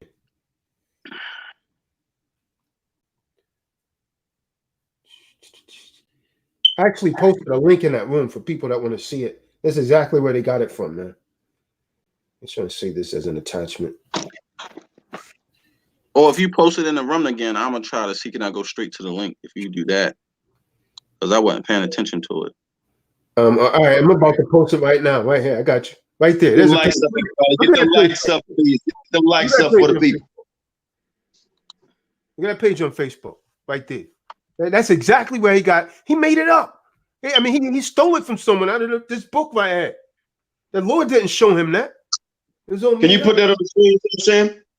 Yeah, I'm about to. Hold on. Yeah. They put the link. That's where he got it from. One West is all made up. It's all lies. And these men that trying to cover it up, man. You need to come forth and be clean. And so Yohana got that same garbage. He got that same information. The 12 tribe chart is a damn lie. So we need to throw it away. So you saying this is the source where they got it from? Yeah. Where area y'all got it from? Hold on. Now, you on the core, you could see it for your damn self. These men are liars, man. And you got people that they still under that vibration. They don't want to tell the truth about it. Okay, there you go. Hold on. Let me I'm about to share it on the screen now for everybody to see. That's where it came from. Hey, I see Sabak back and you do something else funny, man. Come on, let's get it. There we go. It's right there. I'm gonna zoom in on it. All right. Toss it out. All right. You can zoom in on it. Hold on. There it is. That's where he got it from. There's REI's 12 tribes chart. He stole it from this book. Wait a minute. Now get your Shia out of that. Hold on. Get One West out of that one. I'd like to see you try. Hold on. 1800s. This book's from the 1800s. Hold on. Let me remove this real quick because I don't know what happened with the picture or if that was a link. I thought it was a picture. Hold on. Let me try to get it back. Did I remove somebody out the room? My bad. I added you out the room. Hold on. I'm trying to find that picture again. That was a picture or a link? Yeah, it was a link. A link that pulled up that page in that book. Oh, okay. You know what? I thought that was a picture. That's why I did that. Well, I mean, it was. I did download an image. Let me try and send it again. Hold on. An image, though, that I downloaded. There's a link to it, though. There it is again. Yeah, because if it's a link, I can't blow it up so you can see it. But that's the actual chart or that's the actual... Yeah, actual chart. Right. See, I want to blow it up. So he stole it from. Right. I want to blow it up so they can actually see it. Because if it's a link, I can't like go in depth on it so people can actually see the names where it says Gad, Benjamin, and all that. Right. But if you give me a picture, I can do that. Yeah, it's just taking me to the website. They got them shades, man. People like say the eyes of the I can enlarge it right here. What you say? It's a picture because I can enlarge it right here on my phone. So you should be able to enlarge it. Because I downloaded it to my phone when I sent it to you. Yeah, I can't do it on here. Just what you should do. Enlarge it and screenshot it and when you screenshot it, send this picture of the screenshot to the messenger, and then I can share the picture of the screenshot to everybody. I can go enlarge it myself when it's a picture. I can't enlarge a link. It won't let me do that. So screenshot it with your phone. I don't know if you got an iPhone or Android. I know when you screenshot, you hold the power and the middle button together. That's how you screenshot on the Android. Yeah, I got an Android.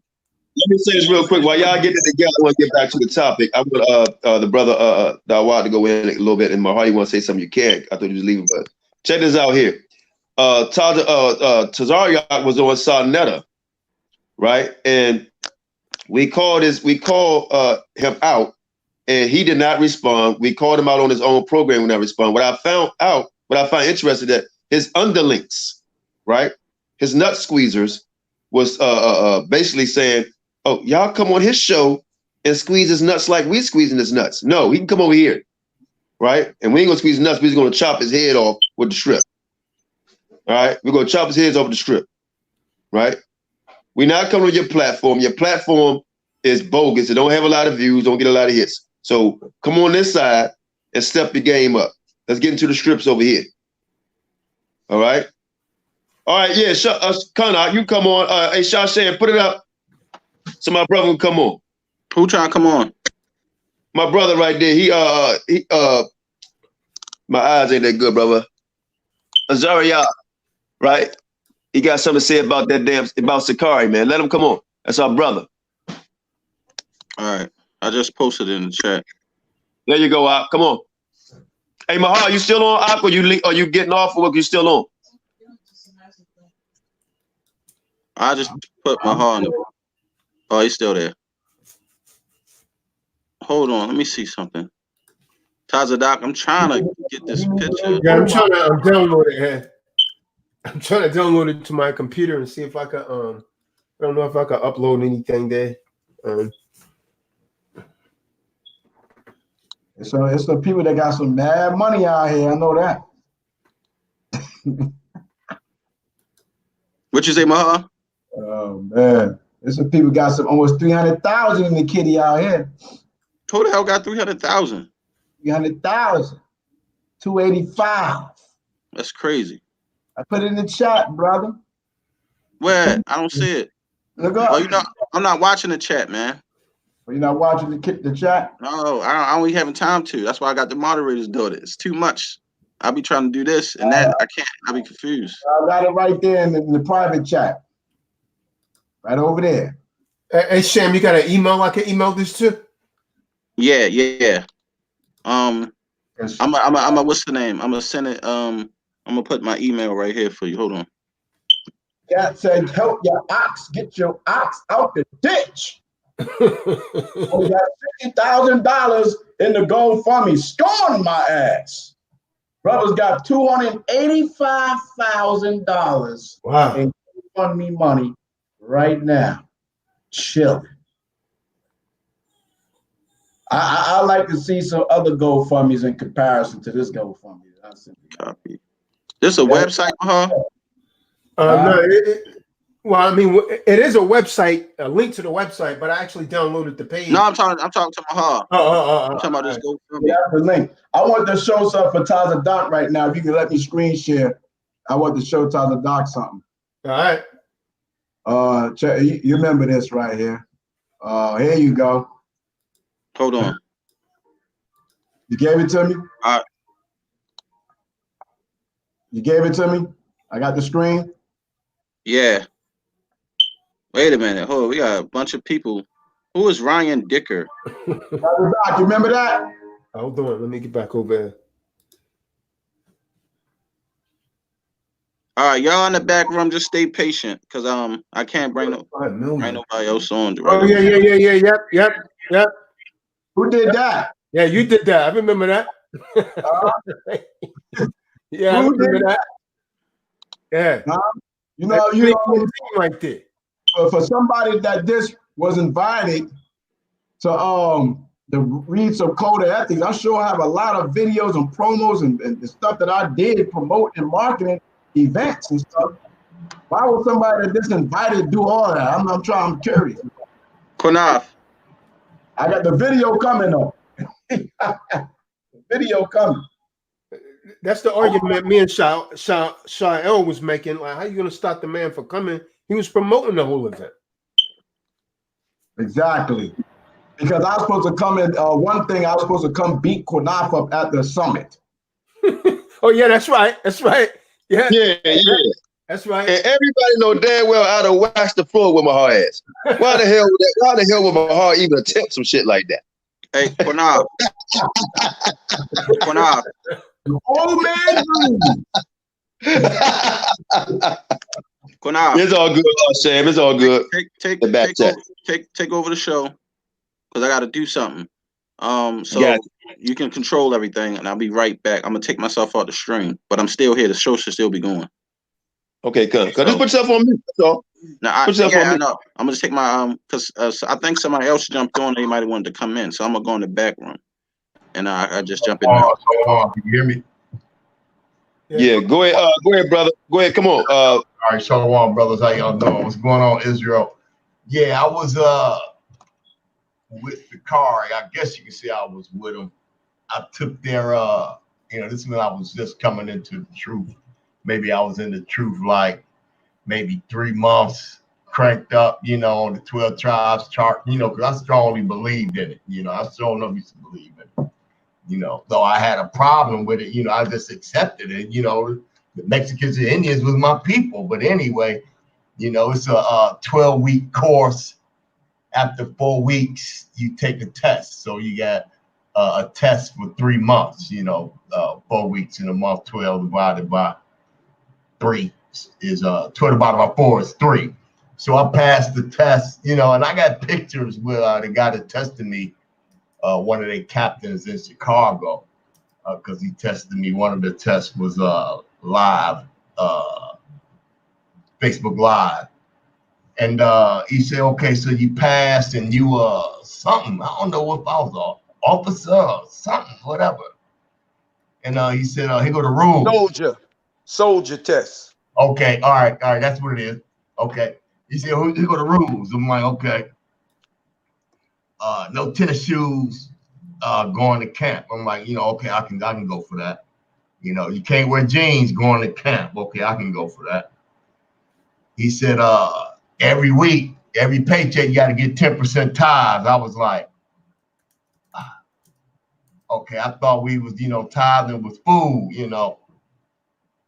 I'm like, anything else? He said, hold on, let me see if Chief want to give you a Hebrew name.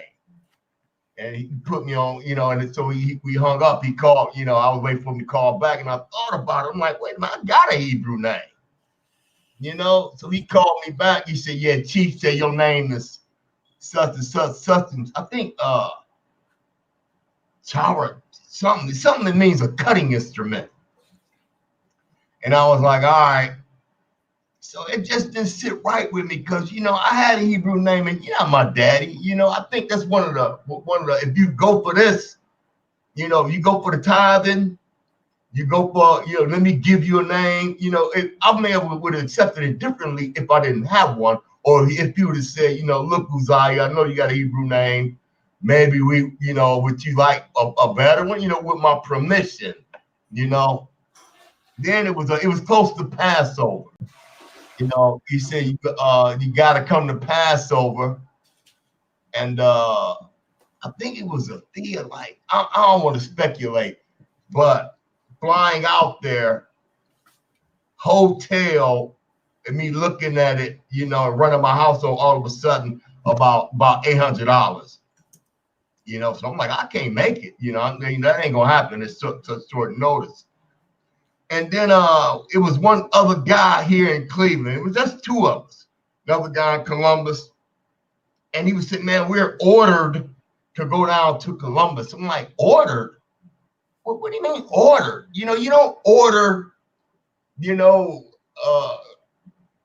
not me. You don't order me first. You're going to tell me I got to pay tithes. But when you screaming tithes is crops, then you're going to name me and you ain't my daddy. Now you say I'm ordered. I was like, no, I'm cool. I said I'm cool. So, but I'm glad I woke up to, you know, who we really are. You know, that, you know, the 12 tribes is all Negro. And that's all I do. I rarely watch TV. I may watch a little Power or The Wire. You know, if not, I'm watching, you know, my brothers, you know, and I'm reading, I'm studying maps, I'm studying secular history, you know, I'm studying scripture, you know, because, you know, like I say, show yourself approved, study and show yourself approved, you know. You know, that's all I want to say. Thanks for having me. All praise, man. All praise to the Most High. Stay on, brother. Stay on. I was telling the brothers, man, I wanted to get in touch with you, and they told me that you belong to the assembly down in is it St. Louis or Atlanta? I'm in Cleveland, Ohio. Oh, Cleveland, Ohio. Okay, good. My bad. Good, man. I appreciate the dialogue you had on last time. I really appreciate it, man. It was good. I loved it. Yeah. So So I mean, at the end of the day, man, we all are called, you know, but few are chosen. You know, few are chosen, man, and everybody's dealing with iniquity. But I mean, I just look at far as like bringing out people that's really scoffers in Israel. I mean, we really, instead of us coming together, we doing more separation. You know, I remember the brother, you just said, brother, while you was talking about the brother saying, you prophesied, and you did, right? But I remember I was at the house of David. Yeah, I remember I was at the house of David that I came with there and dude Barak say, if y'all want prophecy, I can give you that. And I was like, prophecy? How does man give us prophecy? You know, he said that. That's on video, you know. But I mean, it is what it is, Israel. We just got to keep moving forward, man. Sergeant Doc, go ahead, brother. I know you want to say something. Go ahead, King. No. I just wanted to say this in regards to what the brother was saying. So first of all, and I'm gonna show you where else like the so-called House of David is going off. They got that damn bastard. They call himself Sakari. That this guy said he was under, sitting on the panel. That's illegitimate. That goes against the laws. You know that's known as a memzer. And when you look it up in the Ibrit, right? The Deuteronomy 23 verse 2. So how in the hell, if the House of David is right, how they got a bastard sitting on their board? That's totally against the Torah, man. So these men supposedly be enforcing the law, statutes, and commandments of the Most High. That's off right there. So how he going to be giving this man any kind of order when he's not even supposed to be sitting on the panel? They don't want to discuss stuff like that. Yeah. I scrutinized, you know, I scrutinized they Negro debates, and he throw in Rehoboam sat on the throne, and his mama was Ammonite. But when you look at the history, King David, he owned all that land of Moab, Ammon. So you know. Hold on 1 second. Let me say something. Everybody that's in the back room, be patient because there's a lot of people on, and I'll get you in. Just give me a minute. There's a lot of y'all popping in. I can't put everybody in the room. Only 6 people at a time. So I'm gonna rotate brothers in and out. All right. With that, I'm gonna say shalom. Bring Elder Qanath back in. Hey, Salakia, can I get the email address so I can send you this? Where AREA got this 12 tribe chart from? I posted in the chat, the Facebook chat, man. You in? I already posted in the chat. My email is in there. Oh, let me see if I can and the messenger. Rehoboam's mother was an Ammonite, brother.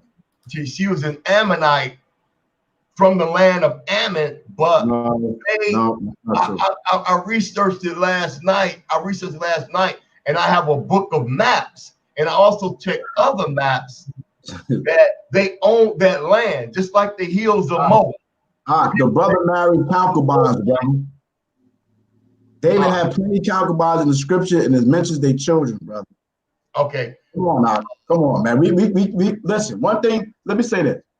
I will rock with something that's in the script or factual, but I'm not gonna make stuff up because I got a mindset geared to this way. You know what I'm saying? I'm just saying for your own good, bro. You know what I'm saying? Like, that's a fact, bro. Just like people think that Rahab is a damn Canaanite that married Boaz. People want to say that Ruth is an Israelite. I don't teach Ruth is an Israelite. Rahab wasn't an Israelite. Ruth is not an Israelite. Okay. Point blank, period. And I'm about to do my class on that and hit that joint.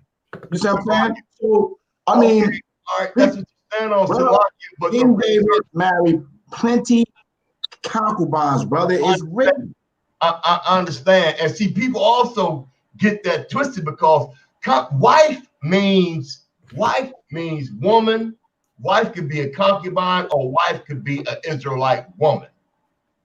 And this is what happened when you get all these different people teaching different things. And but anyway, I want to ask a question, though. I thought maybe you could answer it, Maha.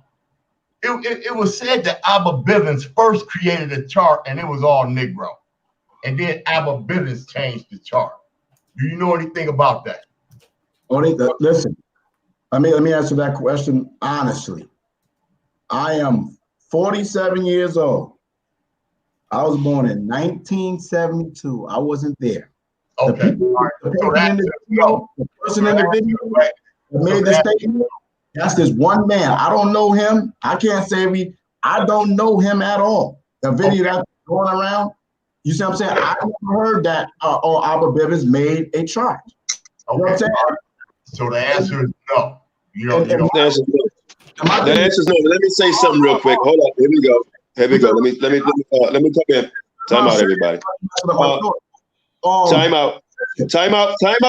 bro. I'm let you back in, my heart. I'm let you back in. My heart. Brother, I'm gonna let you back in. I'm gonna let you come back in. The brother been in the back room. I want him to introduce himself and say a quick statement. I'll let you back in. Go ahead, brother. You just came in the back and waiting patiently. Thank you for calling in. Let you back in, my heart. But go ahead, brother. You just came on. Oh shoot, man! This is a neighborhood Hebrew, man. So I'm gonna let them finish up, and then I want to speak to that remnant statement. All right, go ahead. Go ahead, Mahar. I'm gonna make this statement. I'm about to roll so you can have y'all people on there, man. Listen, okay. I'm not gonna go based. I'm not gonna agree with somebody that's one anti the Messiah. They was Old Testament. He left the commandment keepers, whatever the case is. He had a lot of enemies in the whole nine. You see what I'm saying? I never heard the elders say that. I wasn't there to see it or witness it. I don't know who that man is in the video people putting up there. So I cannot confirm that at all. Only thing I can do is confirm what I see in the script. And I'm waiting for Qanath and whoever else is going to do a breakdown of Genesis 49, Deuteronomy 33, okay? Leviticus 28, Deuteronomy 28, to bring your breakdown, show me in the scriptures who you say in the last days is Reuben, Naphtali, Zebulon. Bring your scholarship, your history, your maps and every damn thing. I am ready for my pen and pad. Okay. Let me make a statement real quick, because this is not a debate type of thing. Let me make a statement. Real quick. Mahar, make him a statement real quick, bro. It's not a debate. So we'll do that. I mean, that's no problem. Everybody in the back chat, please be patient. You'll be back on the screen to speak. We'll get on that. That's not a problem. I mean, I would say this before we even get into something like that. Never get that tonight. But you made a statement before you made a comment before you went into your statement. You said, I'm gonna let y'all go. I'm gonna let you talk to your people. So these people that you say is my people, they're not your people. In terms of your understanding, brother. Okay, I'm talking about the information. I'm not talking about nobody on here particular about not being my brothers and sisters and those that's in the chat, which I don't know them. They just people in the chat. I don't really know if these people are Israelites or not. I don't know that. And Shimon, check your email so Mahava got to see why Aria got that 12 information. All right, I'm getting it now.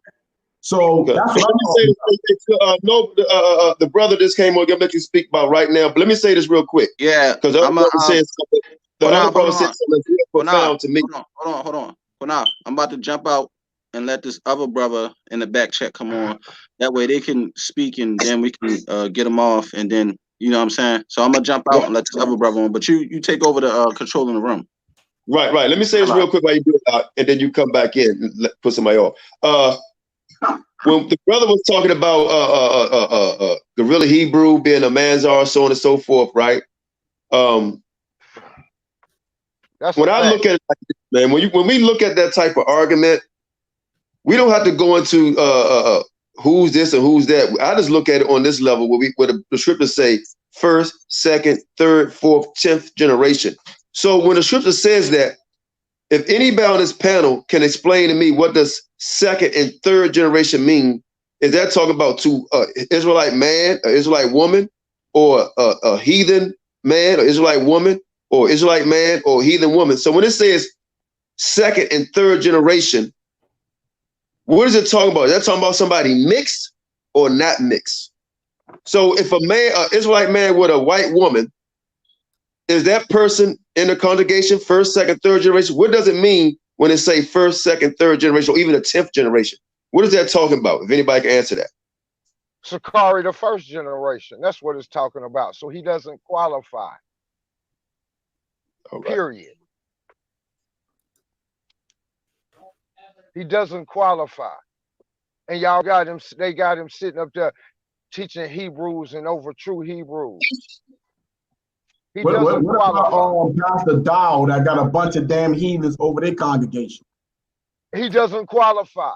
He ought to be ashamed of himself too. Be a rebuke for the damn white man that's over the damn congregation in Pastor Dowd's camp.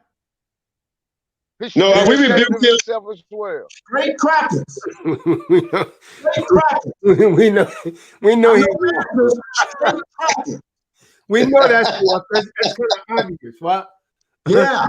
Oh, he's the great Pastor Dowd with the straight crackers on the land, screwing black women, marrying them. What about that? Hey, but all of that is because of this fake ass chart. When you get down to well, listen, brother, we hate our women until there's a definitive chart coming from the Negro only or perspective, then you're just smoking mirrors and you're just talking. That's it. So hold on, Mahar. You gotta let the brother speak. You gotta let the brother speak. We can both talk. So if you tell me, hey, Shashan, come back on the line, Wait a minute. Hold on. Wait. Everybody be quiet. Everybody be quiet. Everybody be quiet. Listen, we need order. Hold on, brother. Hold on. I'm gonna let you speak. We gotta have some type of order, please. Right. So let me say everybody gonna get their words out, man. But we gotta have some order here, okay? So go ahead and speak your piece, and you can reply. Mahar can reply to you, brother. But with the cutting off and stuff, we gotta stop that, please, because you're gonna confuse the people. So say what you got to say. Hey, I ain't with the Jedi mind tricks. Just because some man who has been proven to be a liar come up with a chart doesn't mean that I have to come up with another one before you destroy that one. Man, that's what you tell a 5-year-old. You can't feed me that type of bull crap. No, it's not a chart now. It shouldn't have never been a chart. And if y'all want to follow falsehoods, just because y'all too weak to deal with the sisters and you want to add this and this in, that's all. It was about money. Now let's get down to the truth of where all this came from. All of this came from out the Marcus Garvey movement. When you get down to it, all them niggas was running around in New York. Then here come Drew Ali, here come Abba Vivens, and here come Elijah Muhammad. Let's get down to it. And the reason Abba Vivens added the Puerto Ricans and the Cubans, because that's who was around him in New York at the time, and he had to get some of that money. Now I said it. Now, do you have to have a chart to disprove that or to prove that? No, it shouldn't be a chart. The Most High is going to tell us who the Israelites is. I agree with you 100%, brother. I agree with you 100%. So I'll say this right here. Other brothers just got on. William Bryant. Go ahead, brother. You got a chance. Go ahead and speak, brother. Introduce yourself. Qanath doing the Qanath shit, man. Hold on. Wait a minute, my heart. Wait. Hold on, Qanath. You can respond. We're gonna let you respond now. Just calm down, man. Please, brother. We ain't got to be irate. You ain't got to do all that, man. Listen, I'm moderating the show, brother. I'm in control. You can respond. The man was talking to you. I said you can respond after him. We're gonna let the other brother go. Qanath, I got it. Go ahead, respond to the brother. And then the brother William Bryan is gonna go. Go ahead, you can respond. I like when thou moderate. Okay. First of all, you see what I'm saying? These statements that you're making, you know what I'm saying? We already know that the Hebrew Israelite movement started in the 1800s, built up through Noble Drew Ali that got killed, Marcus Garvey. All these brothers knew about being Hebrew Israelites. That still doesn't negate the point where the statement for you to make to say we don't know. If we don't know who the 12 tribes are, then how the hell you know you Jew? How the hell do you know you an Israelite? We don't know who we do. I didn't interrupt you, brother. Because I fit all the curses. I didn't interrupt you, brother. But okay. Okay. So you saying the scripture says even the mysteries which have been hid from ages, from generation, are now made manifest to the saints. That's Colossians 1:26, and that's a lie. So we wait up. Hold on. Man, this man interrupted me, bro. You know what I'm saying? Listen, I'm not going to interrupt you, fam. I'll mute my phone. I'll mute this joint before I interrupt you, man. You see what I'm saying? The scripture said, surely the Most High would do nothing but reveal his secrets unto his servant, the prophets. So you want to knock and say this guy's not a prophet, this person's not a prophet. So who's the prophets then? Who should I listen to? Qanath? Who's the prophets I should listen to? Tazadat? Who's the prophets? You? Who's the prophet that he's going to reveal these secrets to? Psalms the 83rd chapter says the hidden ones. Who's the hidden ones that they hiding? You know what I'm saying? That they the children of Israel. They know who they are. We don't know who they are, right? They just all over the place. They just somewhere in Africa, 10 tribes scattered in Africa somewhere, 10 whole nations of hundreds of thousands or millions of people in each tribe.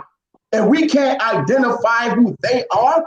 They got to be mixed amongst all the Africans in a whole nine. Like, who is the Hamites now? You see what I'm saying? Like, who is the Hamites? Who is the Hamites, bro? I got you, Mahal. That's what I say in 30 seconds. Let me 30 seconds. I need the chart. See, I need your breakdown, because this is what I came in the truth and saw. And I went to scriptures and I went to books. It's made sense to me. Okay, so when you bring your information, you're not going to tell me Israel just somewhere out there. You can't sell me that at all. Because then if that's the case, none of us know who we are. We're not Israelites. Jeremiah 17:4 is done. All right, we got your response on that. So we're going to deal with that on another topic. What we're about to do now is let the brother William Bryan speak about what he wanted to come on and talk about. Because I don't want to turn this show into a debate about the chart. Because this show it's not a debate between two different brothers. Anyway, it's not a debate. So y'all spoke y'all piece, you responded. We're gonna move on from that. The brother William Bryan, go ahead and speak. Hey, shalom, brothers. How you doing? Qanath, this is brother Will. So I finally called in. You can hear me? Most I bless. Right. We're talking about the leaders, and like I said, I was the brother that wanted to kill himself. So I'm just gonna share a little of that, and there's a couple of scriptures dealing with, what the Messiah said to do. So I joined the 12 tribe of Israel in 2001.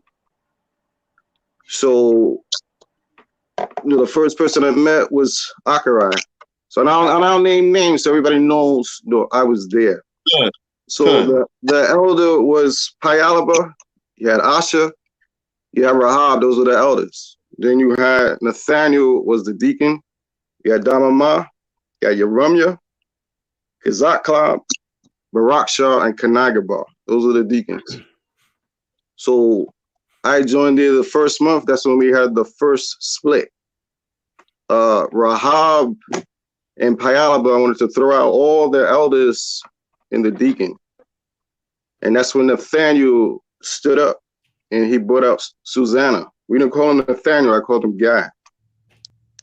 So long story short, they brought out those scriptures, Rahab and Payalaba and Acharai. They walked out of the church and they left. That was my first month. I didn't know what a split was. I came out of the Pentecostal church.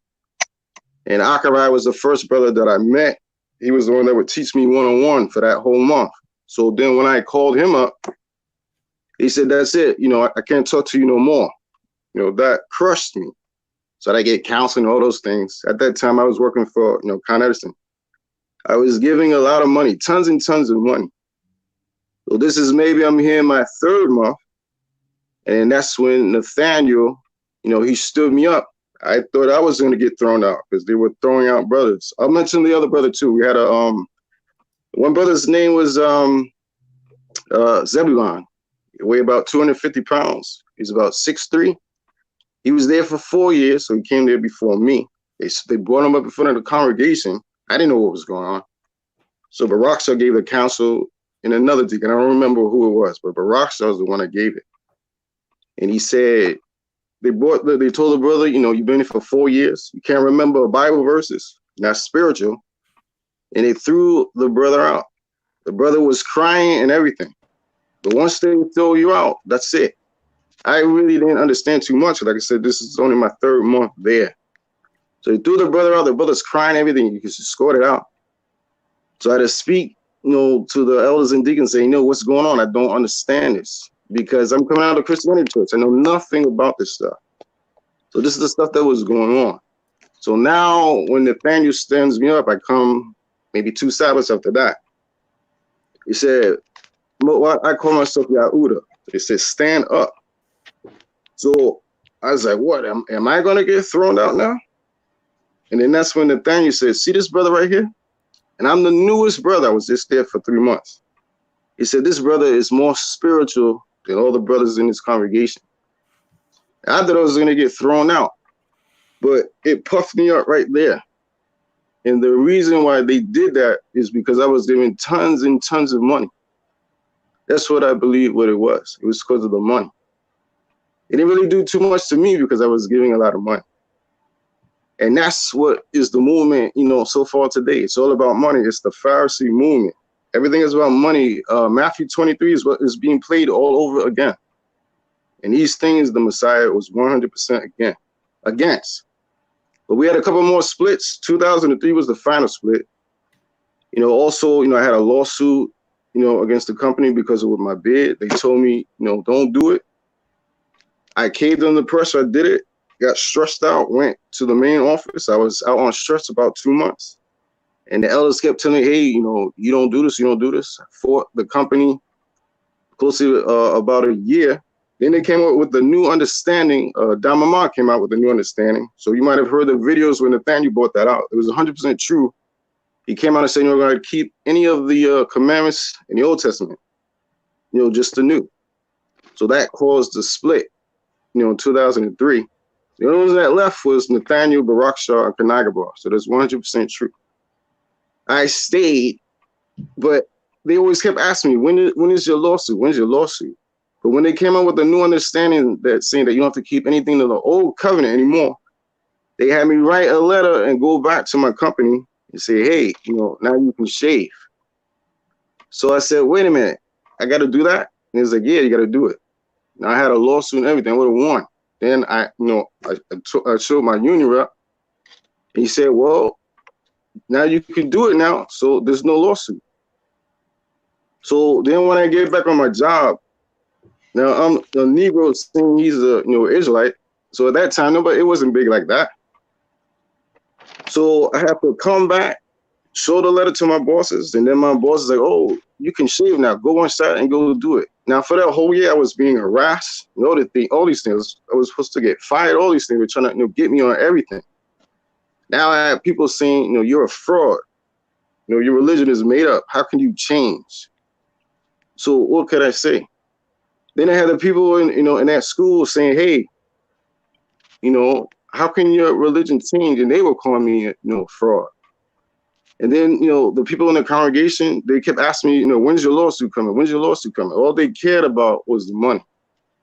And then we were told before too, that if you left the school, that's it. There's no more repentance for you. Or if you were thrown out, there's no more repentance for you. And like I said, part of it is my fault because I didn't trust the scriptures for myself. It said, cursed is the man that trusted in man. I didn't do that. I listened to whatever they told me and I wrote down the scriptures and that was it. So that's a lot of stuff that's going on today. So long story short, I left 2003 And after that, for those next 8 years, I had so many suicidal thoughts because that's what was told to me. If you leave the 12 tribes of Israel school, that's it. There's no more repentance for you. So if you trust in a man, you know, you're going to be in big trouble. But you got to search the scriptures for yourself. Christ said, search the scriptures. I just want to share a couple of scriptures, you know, with the people out there. Do not listen to men. Look in the scriptures and trust, you know, in the Messiah. So I just want to read John 12:26. It said, if any man serve me, and that's the key word, any man serve me, the Messiah, not a man, let him follow me, follow him. Don't follow no man. And where I am, there shall also my servant be. We're supposed to serve him, nobody else. If any man serve me, him will my Father honor. You don't have to worry about some man saying they're going to give you honor and give you some type of rank or position. When you read Matthew 20, there was a big fight over rank because James and John, they wanted to sit on the right hand of Christ. And then the other disciples started fighting over it. And then the Messiah said, no. He said, whoever's the greatest, it has to be the least. It's supposed to be the servant. So these ranks and money is, you know, going to be the downfall, you know, of this movement. You got to put Christ first. Put him first. Paul said he waters and Apollos plant it, but God gives the increase. There's nothing to do with a man.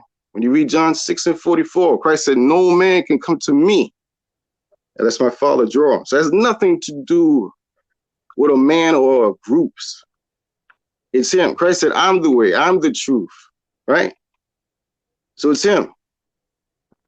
And when you read John 8:32, you know, it say, you shall know the truth, and the truth shall set you free. Christ is going to free you from sin, and he's going to free you from men. That's what was going on in the Pharisees' time, right? They were under bondage under them. So it's the same thing going on again. But Christ said, search the scriptures. So that's what we have to do. So don't make the mistake that I made. I heard Deacon Asaph say in Israelite in Christ, he said, if you leave Israelite in Christ, your name is blotted out of the book. That's what I was told. Well, I just want to go to this scripture. Don't believe these men. The only one that can give you eternal life is Christ. That's it. Nobody else. So don't let them deceive you. So I just want to read this, and this will be my final statement. Guy Sakari told me if I leave, he said, man, if you leave Sakari, you're not going to make it into the kingdom. I'm like, what? Right. Man, you're not going to make it into the kingdom. I'm like, man, you are out of your mind, you know. But anyway, I want to thank Qanath. Qanath, thanks. Tazadak, Shashem for letting me on the panel. Just let me make one more quick statement. You know, it came to me that, wow, you know, this man, he made this chart, and then he gave this 2000 prophecy, and with scriptures say no man knows the moment or the hour, not the angels, not even the son. And then he gonna introduce this guy as the comforter. I had to scrutinize everything, you know what I'm saying, and read for myself. Unless, like the brother just said, you know, you can't put your trust in man. And the ones that fall into it are the ones, the Mamzers, the ones that know they're not Israel. Because I don't know what tribe I'm from. After honestly looking at it, I'm not sure what tribe I'm from. But I know that my mama, my grandparents were slaves. I know that. So, but check this out. I say something? Yeah, go ahead, brother. Go ahead. Yeah, listen. What a lot of our people need to learn that's coming into this truth is that none of these men don't make no decision on nobody's life. These men were not given the order coming from the Almighty, the Most High. Blessed our Messiah to get on that cross and die for the sins of a nation. Can any one of these niggas prove to me that you died for a nation, to redeem a nation from this captivity? You niggas got some balls to open your mouth. And that's why in the day of judgment, you niggas gonna answer for it. And we ain't on this platform and this chat to be nice guys about this shit. We calling your punk asses out. And a lot of you scared to answer the challenge because you ain't men of God. You a damn liar. Your hunter ain't no man of God. Nigga, you of the devil. Your daddy's Satan. Just like Aria's ass, Tazaduki, Every one of you men a bunch of damn hypocrites, and you a bunch of damn liars. You ain't got no damn right to claim no leadership over this nation. Yo, I'm trying to get that chart posted so everyone can see it. They see that AREA did not make this up. It came from a book called Israel and Britain. It came from a book called Israel and Britain that was written in 1890. That's where all of it came from. That has shut the whole damn thing down. Acknowledge it, man. This is where it came from. That was no vision given to AREA. It was made up. He stole it from this book, Israel and Britain. It's the same breakdown. You know what? Who gave us the chart? Edomite. What's his name? Edomite. The name of the talking about. The name of the book is Israel and Britain. I've been trying to get Sham to post it in the room. I got the page showing you the breakdown of the 10 tribes. Hey, everything that came out of AREA's mouth that was there it is right there. Has been a lie. Right, you got to scrutinize it. I had to scrutinize it, you know. There it is. There it is. There it is. I see it. That's the breakdown. He stole this, man. This book was written in 1890 by Edomite. That's where he got the breakdown from, man. You know, like I say, Reuben is unstable as water, right? I can make a brother bounce from job to job. He unstable. He go from relationship to relationship. He unstable. You know what I'm saying? That can mean a lot of things. Reubenite. See that right there? Genesis 48 and 49. Well, I'm unstable too. See that? They don't stole every damn thing from here.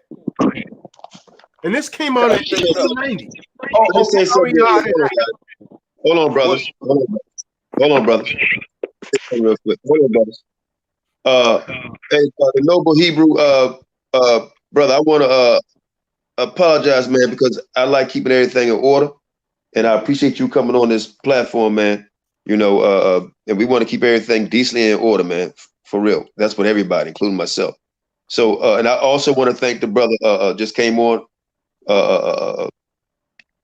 to give his story. This is the brother I was talking about who wanted to commit suicide when they that's the brother me and you talk with on the phone, right? Yes, right. Jonathan. Yeah. Real quick, real quick, and I'm gonna leave. Google King David's kingdom and see if Ammon and Moab and Edom don't sit in it, because he conquered them. You know. All right, fellas. Thanks a lot. Shalom, Israel. I'm out. Shalom, brother. Shalom. Yeah, I want to thank you again, brother, for coming on. It takes courage to do, to do that, because unfortunately for you, but fortunately for you, that the Most High gave you the power not to do that. And this is the problem we have. And hey, Shasham, I'm gonna let Taja talk about that. So keep that up. I want everybody to see the brother face up. If you could put it back on the big screen, because I want to go back to the chart so Taja can talk about it. But I want to put the brother face back on the screen that I'm talking about right now. Is that I want to give you a round of applause, brother, for just having the courage to come up here, man, to say that, William, because a lot of brothers would be ashamed to say that, man, and maybe this would stop other brothers or sisters who may go down that path to want to do something so heinous like that, because once you do that, there's no forgiveness of sins. And all praise to the Most High that the Most High gave you the spirit not to do that. And this is what we're talking about with the One West idea and thought process, that it's a demonic spirit that they putting on brothers and want to rule over brothers in a wicked way. It's the Luciferian doctrine, bro. Right. And put that brother mind who wanted to do that, man. So, hey, brother, I applaud you, man. If you want to give a final statement before we let somebody on, because I know we got some more people in the back room, man. I applaud you, man, for coming on here, man. And I'm pretty sure all the brothers appreciate your testimony, you know, because when this brother talk about killing himself and all that, them brothers wasn't there for him, man. And, man, you can call me anytime. But go ahead, King. Go ahead. Yeah, all praises to the Most High in Christ. I just want to share 2 more scriptures. 2 Corinthians 5 and 10. So it said, for we must all appear before the judgment seat of Christ, that every one may receive the things done in his body, according to that he has done, whether it be good or bad. So this scripture is saying that you're going to stand by yourself. You're not standing with these so-called leaders. You're going by yourself. If you have 5,000 members in whatever group you're in, or 2,000 or 1,000, you're going by yourself. Your elder ain't going to hold your hand. They going by yourself. So that's what you got to know. Your faith has to be in the Messiah, and you're going to give an answer to him. I got one more, and that's it. And like I said before, I heard Deacon Asaph from Israelite in Christ. He said, if you leave Israelite in Christ, that's it. Your name is blotted out of the book. But that was said to me in the 12 tribes of Israel. Revelations 3 and 5. He that overcometh, the same shall be clothed in white raiment. And I will not blot out his name out of the book of life, but I will confess his name before my Father and before his angels. So, Deacon Asaph, if you don't repent of that statement, because there's people that'll listen to you, they trust in your words. Right? He said the leaders are going to be held accountable. When you read James 3:1, he said the greater condemnation is to the leaders. You're going to be held accountable for every word you say. To be written down. Yeah, but that's my closing statement. The leaders, you're going to be held accountable. You're going to be held accountable. My statement to Judge ASAP is that the Lord going to be on your ass ASAP if you don't shut your mouth. See, I don't play no games with nobody, bro. This is a serious trip we on. And the Lord ain't playing with none of us. And these bum niggas don't get. Judgment gonna start with us. Who you think is starting with? The heathen's gonna take a back seat till he get to him. He gonna kick our ass first on this trip. So you niggas running around claiming you some damn leaders. Who can you niggas lead? You don't lead by example, bro. Everything I see that come out these men's mouth is a damn lie. And people being destroyed behind these damn lies. And I hold AREA accountable for every lie that nigga ever told. And I hold him accountable for you men acting just like him. That man is guilty, and y'all niggas asses is guilty too. And the Lord is the judge. And believe me what I say, he will judge you for your crimes, just like he gonna do me. Right? I'm not boasting. I ain't bragging about who I think I am. I'm nobody. I'm just a man, and I accept being a man. But you niggas want to be gods over our people. It ain't gonna work. The Lord is going to shut you niggas bullshit program down. All of you gonna be shut down. You best to repent before you die. That's one of Jacob's statements. Next person to get in, my brother. Yeah, I just want to say this about ASAP. Like, I know that dude personally, man. You know, he's from the BX, man. Metcalf Avenue. That dude used to be my best friend. He wasn't like that. Like, he came in the truth the same time I did. And he didn't learn at One West. He learned with us at work, man. Yawasop, Ramala, and a couple of other brothers. We all used to work at Mount Sinai together for like 8 years straight. And so when I had moved to Vegas and came back, then he was an innate Satan. And that's when he changed. So when you had ASAP speaking, it's because that spirit of Nate got on him, man. Because he had called me up when I was in Vegas. It's like, yo, I never heard nobody break down the Bible like this. Like, you know, so it's like almost like he was worshiping Nate. I was like, yo, you gotta be kind of careful with that, man. So, you know, when this had first started, like, I was there helping them build that up before they start wearing the purple. That's what a lot of people don't know, man. But an incident had happened when we was out on Eastern Parkway. Like, brothers was like just getting snatched up, getting arrested. But what's crazy about that, and that time, Barack Shah was still with him. You dig what I'm saying? So the cops, you know, NYPD just came out there in paddy wagons, like snatching brothers up. He told one of those brothers that's there right now, didn't I tell you not to come out there anymore? That's when Nate pulled out his badge. The guy was like, I'm taking you downtown. And Nate was like, yo, if you're going to take him, take me. So I don't know what happened when they went downtown. Like, Nate jumped in the cruiser, the police cruiser, with the brother that got arrested. And then all of a sudden, you know, like 20 minutes later, I see all of these cops like easing in, man, like in the paddy wagon. So they're going to bag all of us. And the thing is, Nate knew this, and he didn't say anything. So Barack Shah's like, yo, we got to get out of here. We got to get out of here. So we start running to his whip. And so, you know, they just come start snatching brothers up. And I had this all on camera, right? So we go back to New Bern, where Nate lived, like in that police community up there, like New Bern, New York. And so when we get back, Nate was like, "Yo, whatever you do, man, don't show no one this on film." My captain said he better not see this on YouTube.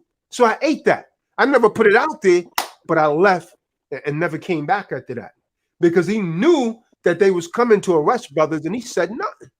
He said nothing. So I always looked at them sideways after that. Then I just sit back and start observing that, and before you know it, boom, Barack Shah. And then so I mean, it's just crazy. But ASAP wasn't always like that. So when you hear him talking now, it's because Nate that got into his mind, man. He used to be a real good dude, man. He wasn't like that. Like all of those men that you see that's calling themselves deacons now, I was there helping them build that up when they was dead. Like Ithon, all of them men that's calling themselves deacons. And what gets me is I don't understand how Yahawashi went under Nate. Because he's been in the truth for a long damn time, man. So he went there and went under Nate. But yeah, ASAP wasn't always like that. Right, but Nathaniel, Barakshah, Kanagabar, they were the ones that formed, Israelite in Christ in 2003. So, right. that's they started. Right. But I mean, but that they wasn't wearing fringes or anything then. Right. They wasn't wearing fringes or anything then. Because at that time you're talking about is when I was in Vegas. So when I came back to New York in like in 2009, then they was ASAP was like, "Yo, man, we should go out with us." And so we at that time we was all studying out of Nate's basement in New York. In Coney Island, right? Coney Island. No, not in Coney Island. In New Bern, New York. Okay. So then I was from the city. I'm talking about out of his house. Right, upstate. Because he used to live in Coney Island. He was in Coney Island, in 2001. That was later. But I mean, when they was doing it out of the house, because Barack Shah used to live like up the street, like from it. It was just a police community in Newport, New York. Right. Okay. Hey, brother. Hey, Brian, man, thanks for coming on, champ. You got somebody else in the back chat. Let him on. Hey, Brian, man, I appreciate it. Hey, look, I'll be in New York soon, man, so we gonna hook up, man. All right, brothers. All right, shalom, brother. Shalom. Hey, Qanath. Yeah, go ahead. Yeah, go ahead. What happens every time is power corrupts men. And you can see this throughout history. You can see this throughout the Bible. And that's why ain't none of these niggas gonna ever be able to say they led us nowhere. Because the Most High is not about to share his glory with none of them. Tazadak, did you want to see the chart one more time? Oh, no, I'm good. Can I say one? Right. And I gotta say one more thing, y'all, and then I'm gonna get off and let somebody else come in. Go ahead, brother. Take your time. I have to defend the remnant thing with Jacob and Daniel because I'm a part of that congregation, and I ain't gonna let nobody sit up here and lie on me. All the time, Jacob will say, "The remnant get it," or "The remnant is gonna get it." And the whole reason that I'm in this walk in the first place is to be part of the remnant. Now, all of us are filthy rags, and ain't none of us can claim no place in the kingdom. But these guys are calling themselves prophets, high priests, and all these things. And we're talking about the statement of the remnant gets it. So, I mean, come on now. We gotta, if that's the only beef that they got with that statement, then let's not play games. Let's first get this chart right, and then we'll deal with all this other stuff. Because y'all keep wanting to add everybody in our nation, and we don't supposed to be giving our glory away. All 12 tribes of Negroes, point blank, period. Come on. I'll be over there Sunday. All praises. I'll be over there. I'll be over there Sunday. What you say, Tazadak? That's right. I'll be over there Sunday, man, to go and speak on there, man. I'll be over there like Sunday. So both of us be over there. Hey, look, man. Hey, look, and I'm coming down to see you, man. Go ahead. Go ahead, y'all. Go ahead. All right. Yeah, I'm coming down to see you, man. And y'all welcome to come on the program anytime, man. And thanks for letting us come on, man. And at the end of the day, bro, we all gonna have misunderstandings or whatever like that. But at the end of the day, when we close our eyes, man, it's gonna be up to the Most High, man. If we don't straighten ourselves out, it's your ass. You know, but yeah, so judgment is on we his should back. kill us live then. We should just kill us live. We should be doing Wait, no wait, what you videos. talking We about, shouldn't be Mahar? saying Hold shit. on. Hold on. What are you talking about? hey, Why you saying that? You ain't we Because you, based off that statement, that statement is like, let it be like it be then. That was the statement. what statement? What are you talking That I about? just made. Like, you know, just let it be. We go, if we die, that's it. We gotta answer the Most High. So there's no need for me to correct nobody on nothing at all. It should be nobody say it like the way it sounds. Oh, that's the way it sounds. It's okay to correct as long as you don't mind being corrected. So what I see right here, and not the Qanath, what I see right now is that, okay, so let me clean up the feeble one because I'm a part of that. We're gonna bang on One West in the chart. Check this out. I bang on the same way brothers can go at One West, the same way I can go at the feeble one and been going at the feeble one for all his hypocrisies and all his damn lies and stealing of white men lessons and the whole nine and regurgitating it and claiming Yo, homeboy, yo, Ma, check this out, home. In on all of that. Ma, check this out, bro. You see what I'm Listen, saying? homeboy. So if we're gonna sit how here, you gonna say? Check this out. Hold on. Hold on. Wait. All right, wait a minute, Mahar. Hold on. Wait. Just saying, man. We don't have shows like this. We don't have shows like this. All right, listen. He interrupted me. All right, wait, listen. Far as Mr. Hebrew one, I don't know the guy, don't know none of his doctrine. I can't even speak on somebody's doctrine I know nothing about. This ain't no thing. Wait, let me finish. This ain't no thing about bringing on One West. We talking about cleaning up the house of Israel or what we was a part of. I don't know nothing about how they work in their communities from the way he teach Chicago Israelites, who's maybe Old Testament or whatever. We speaking in general of coming out of One West school of thought, dealing with our people. Now the other brother, he's not from the One West school of thought. Whatever issues y'all have, if you want to talk about that, because it's not just banging on One West. It's not about banging on One West, brother. I don't want you to think that. It has nothing to do with that. Now you speaking on Mr. Hebrew one, you spoke your feelings earlier about that, right? Or you saying he cleaning it up. So unmute your mic. I can't hear you.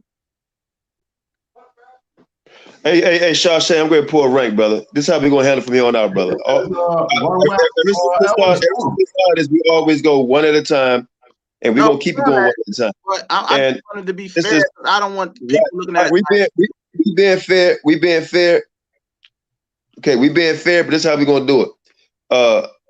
We invited people on. I had 2 special guests on my right that I want to be on. Cole Hartley, and the 3 me on Taza Dot been rocking. I rock my heart too, but we got to keep order, brother. That's all we're gonna do it. And yelling over each other ain't gonna do it. One thing I would say, I try to contact each and every person I ever talked about because they always talked about me, right? So when it comes to the Hebrew one, feeble one, all that, that's like a private beat between y'all two because I know that's the whole thing trying to go up. The brothers. My thing is, we gonna talk about him. We can talk about everybody. Talk about me.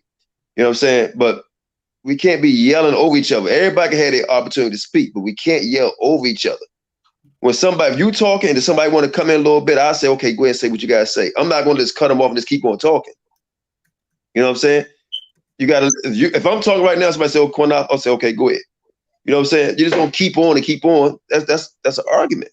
So once you say what you had to say, then don't go on and on. If they like interrupt a little bit, that's part of going back and forth having a conversation. Just don't keep on. That makes an argument, right? But I'm gonna let 14 and 14. Jonathan say something real quick, and then Mahar, if you want to say something, we go back and forth, and we're gonna bring somebody else on because I'm not gonna go for the argument. We don't operate like that. We never operate on this program like that. I'm not gonna do it with all the argument. Man. It's not gonna happen. Go ahead, Jonathan and Mahar. You go ahead. Listen, we talking about the One West. Every camp that's on them street corners come from One West or come from that One West mind, right? Whether they call themselves ISUPK, Israel United in Christ, AOC, your camp, HOI, all of them come out of that One West mindset. They got their own particular camps, but a lot of you still thinking that One West mind. I'm gonna ask you a question, Ma, right now. Did AREA lie to you? Lied to me. Did he? I mean, I know he lied to me. Did he lie to all of our people that was in the school? There was no personal lie. No, did he lie? I'm gonna ask you a question. Did he lie? I mean, we still here, aren't we? Yeah. Okay. Then now I'm gonna ask you a question. Do you still believe in his teachings? Yes, I believe in the teachings that he taught. I don't believe in everything. Now check this out. You just said. Now check this out. He just said he lied. Now I'm gonna ask you a question. But listen, hold up, man. Hold up. If I know somebody lied to me, am I gonna trust anything that come out their goddamn mouth? Really? No. But you said the nigga lied to you, but you still trust in his word. So you a damn hypocrite, dude. Elaborate on that.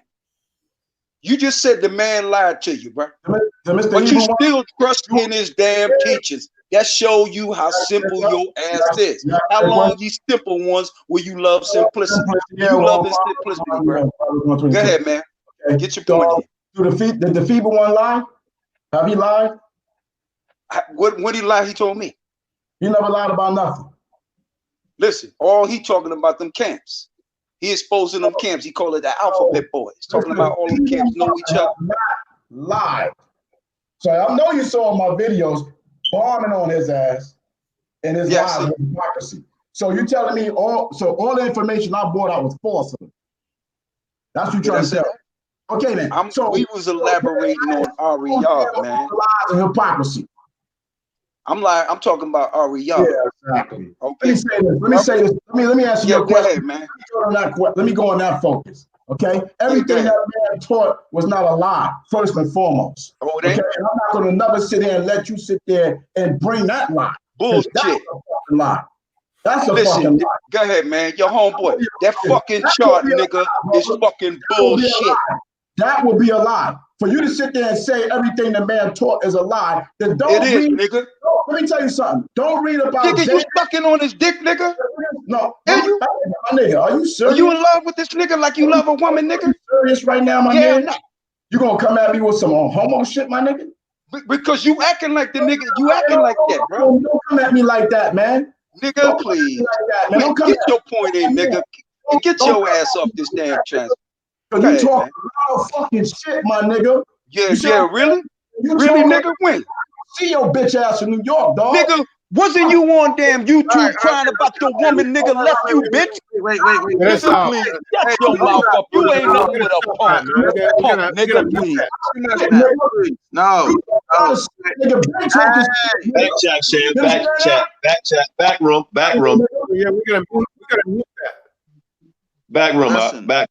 Gotta stay in the spirit. Gotta stay in the spirit. And I was trying to let y'all go, but y'all going a little too much now, man. Stay in the spirit, man. Too much, man. Y'all in another spirit now, man. Please. All right, let me say something, brother. Let me say something. We're gonna keep on going. We'll keep on going. Okay, cut. Let me go. Let me go. This is for 3 hours, man. I'm ready to get off this shit now, man. This shit is 2 hours. 2 hours, 40 minutes, man. I'm not trying to do another 4 hour live stream. These people, they probably enjoying this shit. Y'all want us to keep on. Put some ones in the goddamn chat and some likes up. If y'all don't want us to keep on, I'm ready to get the fuck off. I'm being honest. I'm tired, man. This shit is out here. Hey, look. Let me say this because I'm gonna speak, man. I'm speaking straight from the gut and from the spirit, brother. All right, and don't let nobody back on, Shaw, because I'm gonna tell her how it is, brother. And I love the brother, but my heart, you brought controversy on this program tonight, brother. Point blank, effing period. All the shows we had, we ain't never had it going like this. And this is not about the Hebrew one. That's something personal. Okay? The brother asked a straight up question, did the man lie? He said, yeah. He talked about, did the Hebrew one lie? Well, let's, and look, this is not taking side, this is being factual. Is the chart off? It's freaking off. Did the man say the world was coming to end in 2000? The world did not come to an end in 2000. The man said this guy, Jermaine Grant, was the God-sent comforter.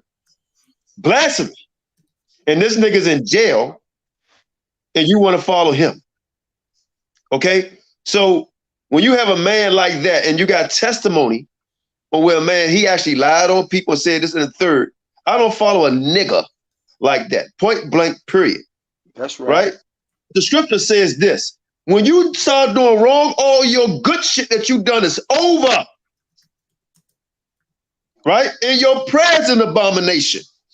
So all your good works is over once you sin one damn time, all the good shit is over. That's it. That's scripture. All right. So if this man blasphemes the Most High, said this fat nigga is the God, the comforter, and you still want to defend a nigga like that? I don't care who it is, all four of us spiritual line, defend a nigga like that, something wrong with you. When a man told people that they was the world was coming to an end, and had other people believing that shit, and you don't find no fault in it, your ass is grass too. That's how we take it. Now I'm gonna go like this now. Take it how you want to take it. I'm against One West, period. Point blank, period. All right. And what I mean by against One West, I'm talking about false teaching. I'm against false Christianity. Anything that's false. When you got my people thinking people that don't even look like me, not going through none of the goddamn curses, saying they the people. When you trying to tell me Cesar Chavez came from Africa, Julio Iglesias was in a goddamn cargo slave ship, right? And people cake got turned. And I supposed to believe this? And you want to talk about some other madness? We're not going for it over here, right? Let's talk about that goddamn pedophile. Why we ain't bigging up that shit? Why we ain't bigging up some buck with his goddamn adulterous activities? Why we ain't bigging that up? Why we ain't bigging up talking about One West Tahar, talking about you can rape, you can buy prostitutions, wish a death on niggas. How about that? How about we got IUIC, got a brother on the line who just admitted that he was going to commit suicide because them niggas told him once he get out, he's going to die. There's no repentance for him. How about GOCC, another One West branch, got all kind of goddamn Edomites up in there talking about Ashar. Married to him. Married to him. How about we got ISUPK, another One West camp, talking about a nigga third under the goddamn sun, talking about you can screw a woman in the ass. How about that? So F that One West shit. Right? All that good shit is over. Can I say something quick? I don't want to hear nothing about the Hebrew one. He ain't say none of them things I just said. Nope. If he say the true remnant, then goddamn it, if you from the true remnant, that's where you from. Period. How you talking about a leader, a fat ass leader? We talking about people, House of David. Talking about somebody goddamn being reincarnated. Talking about this nigga's King David. This nigga's Paul. This nigga John the Baptist. Peter, Moses. All these talking about One West doctrine. There is no One West doctrine. All that shit is confusion. Qanath's an Israelite. He not an Israelite. Virgin birth, not a virgin birth. Reincarnation, not reincarnated. So stop it. First, One West was Old Testament, now it was Masonic. Which one is it? So now, brother, if you want to get off, we can get off. But I ain't gonna let nobody come on here and interrupt our program. This our platform. Ain't no, well, I'm glad Shashan moderator or this we can speak. No, can't nobody speak on this platform unless I say it or Shashan say it. Point blank, period. If you don't like, get the fuck off. That's it. This our platform. If nobody like, get your own. You ain't come over here to dictate nothing. So with that, we can go on 15 or another hour. It don't matter to me. But go ahead, Todd the Doc. You can say something, brother. And I just wanted to say, Revelations. I mean, because the good brother, Maharakar was saying that everything he wasn't saying was wrong, right? But once you start to lie, it doesn't matter because Ha Mashayach Yahawashi says in Revelations 3:16, because you're lukewarm, neither hot nor cold, you're going to be spewed out of the mouth. And so it is with AREA. So that's where he is, man. Doesn't matter if he told some truth. Once he started to lie, then your oil has gone out. You're not worthy to be followed anymore. All of your good deeds are forgotten. That's what the scriptures say, man. So that man is in a flush toilet. He's in a flush toilet, man.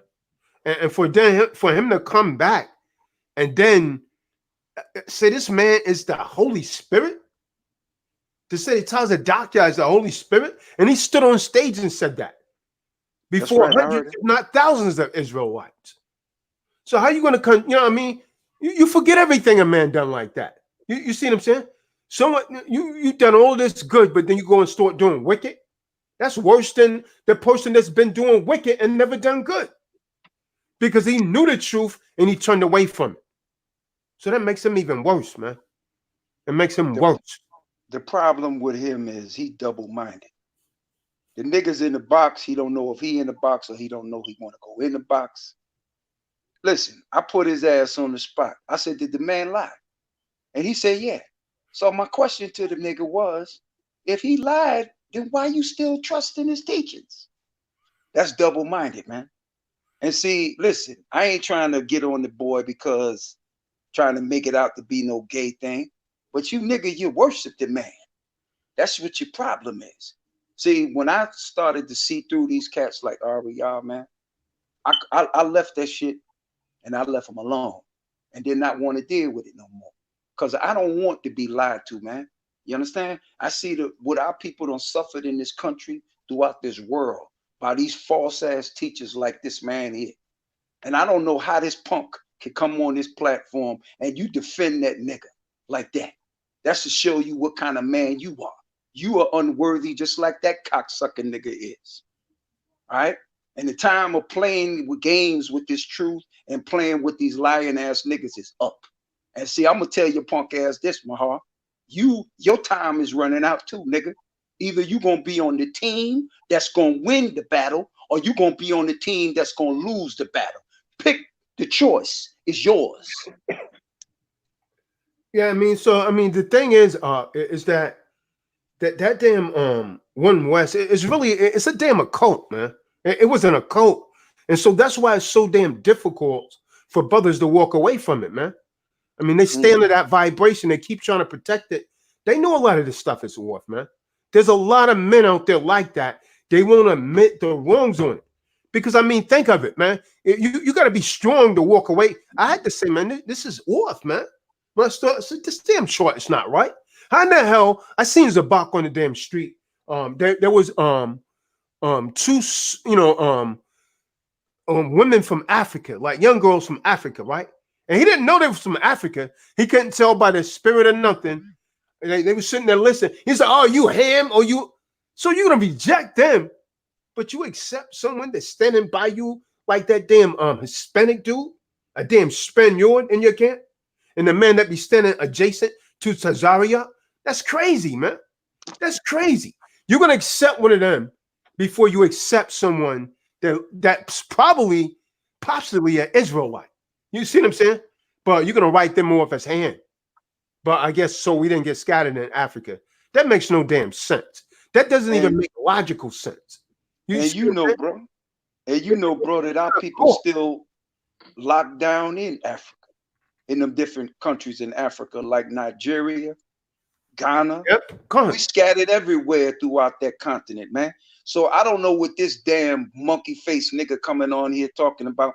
Listen, nigga, if you love them Gentiles, love them, nigga. But you ain't gonna save none of them Gentiles, nigga. And I'm gonna say it like this. Nigga, you ain't guaranteed you saved. Ain't nobody guaranteed. Only the Lord knows who gonna walk through them gates, man. And the men that's on his team, that's who gonna make it through. And the women that's on his team, that's who gonna make it through. This is about truth being told. This is about men being exposed for who they are. And if your punk ass don't like it, nigga, get off. That's all it is, man. You're just telling the truth, man. Brothers don't like it. They get mad. They're getting disgruntled. They keep trying to protect that doctrine, man, but it's off.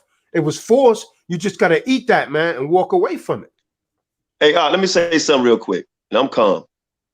This what I try to be fair. We all try to be fair, but when the truth start cutting people, man, they can't take it.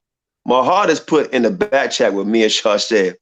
Shashev, me and you okay, right? We'll read it to y'all. He say, Shashev, we good. You, Qanath, we not. Stay in your lane. I will stay in mine. Now, I didn't treat that brother any kind of way, right? And what he don't know, me and Shashem is blood relatives, right? Blood relatives, right? My family, blood, right? Not on the street, blood relatives, same uncles and cousins and everything. So sometimes people, you better stay in your lane, partner.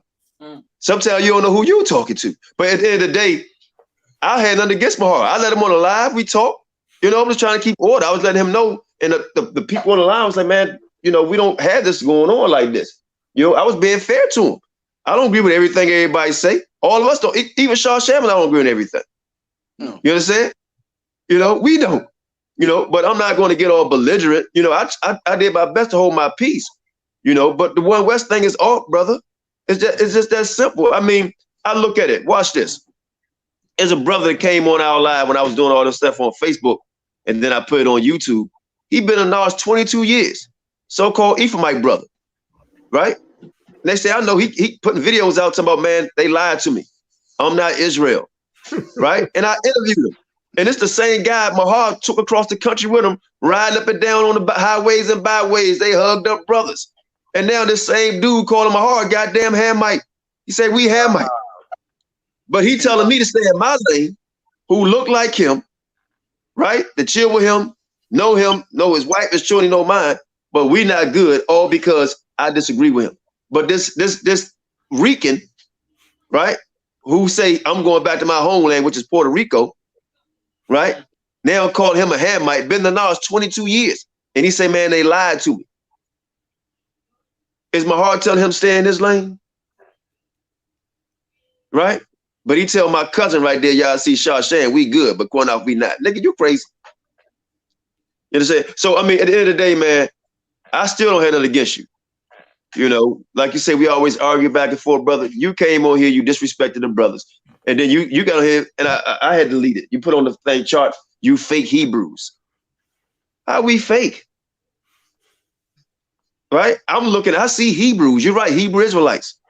But Julio Cesar Chavez, Ricky Ricardo, and all of them, they not Israelites, man. Don't get mad. That's the whole thing. They mad at that.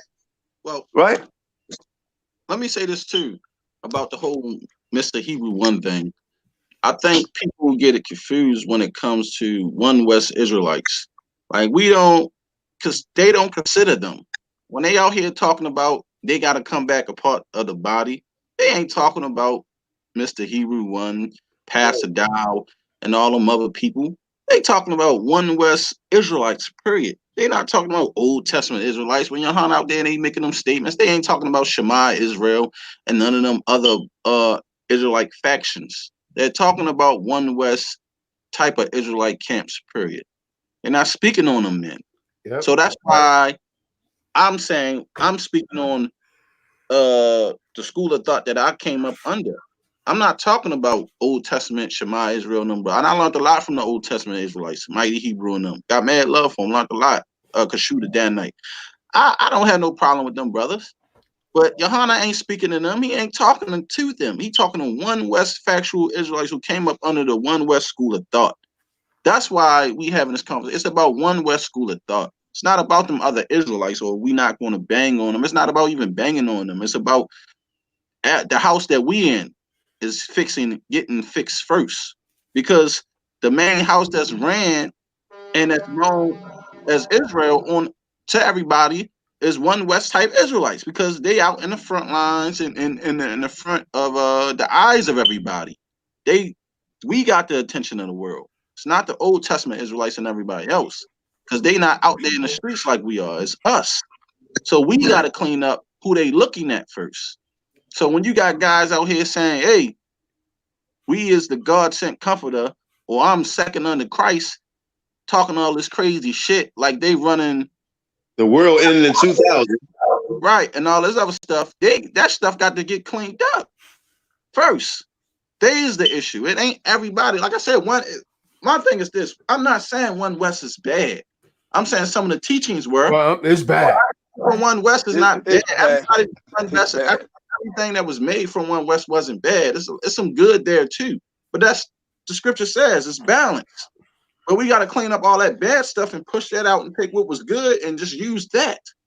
But the issue, the biggest problem to me with One West is, like you said, the rank and order system of men assaulting themselves and wanting to use other men to make that stuff feel good. Because a lot of them dudes, like I said, a lot of dudes from One West, and this is what I personally feel, a lot of them dudes was nobody in the world. That's right. So they Absolutely. you feel me? Yep. So a nigga like me, you can't come at me with that shit. I ain't trying to hear it. A lot of them niggas was nobodies in the world. So now when they come into the Israelite world and they got rank, order, and but when you run into a real alpha male nigga that you thinking because you got rank in your school you gonna get over on, nah, I don't roll like that. You feel me? That's why they can't pull that type shit on me. But guys who just caught into the religious dogma of it, yeah, they can rule over them dudes all day. And that's why they tell them, well, if you can't serve your brother, you effeminate and stuff like that. Nah, nigga, you want your brother to serve you because your ass lazy. You don't want to work because you lazy. You don't want to do nothing because you lazy. You feel me? Same way we was in the cotton field. You ain't have order over another slave. You see what I'm saying? You have to pick your cotton just like that next slave. So, and meet your quota just like that next slave. So they, like I said, they enslaving their own brothers all over again with Israelite Christianity. And they say we Christians. No, y'all, they are the Christians. Y'all made it. Hey, Shaw said real quick, I'm sorry, brother. If you look at the title of the damn program, it says F.O.P.E. One West Elders Fallen. ISUPK Blaspheming. That's the damn topic. Right. And that's what I wanted to stick to, because like I told him, we're gonna have a topic where we're gonna speak on the 12 tribe chart. And Mahal, he could come speak his piece on that platform. He can say whatever he like, because that's what the topic's gonna be about. I want people who want to be content. I don't want to bring everybody on and say I'm Negro only, because then it'll change the topic on what we're speaking on. Because it seemed like they was getting into a debate. And I didn't want that. We can do that on another show. They can debate it exactly. Better, because everybody knows that's what we're speaking about. But we're speaking about them blaspheming the scriptures about John the Baptist not being in the truth. You see what I'm saying? And like and talking about the home of the truth. And Tazariak being a coward, running because he don't want to debate the Northern Kingdom, and Cockroach not being an Israelite. And like I said, if his breakdown on the Northern Kingdom was so fucking potent, why the nigga ain't put it out for everybody to see it? Why is it on Patreon? You want people to pay for that bullshit information he got, because that shit trash, nigga. It shows in the scripture, we gotta have a damn chart.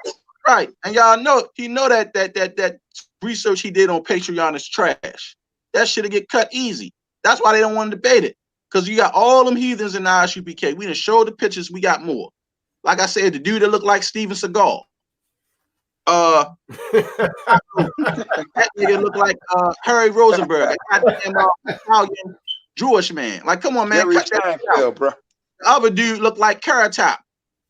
You see what I'm saying? Then you got some of them dudes in there look like they out of the biker gang, a white biker gang. Like, come on, man. Who the hell y'all niggas think y'all fooling? But Qanath, stay in your lane. Me and Sham slapping dick and our women and having babies by our women. And marrying our women, multiple marriages, having and marrying our women. These niggas don't deserve no black women. They goddamn heathens. That's why the Most High going to destroy them niggas. They're going to destroy them because they lying to the people. And then they use scare tactics. You ain't scaring me. I first came in the truth. Comfy can't threaten me because I joined F.O.P.E.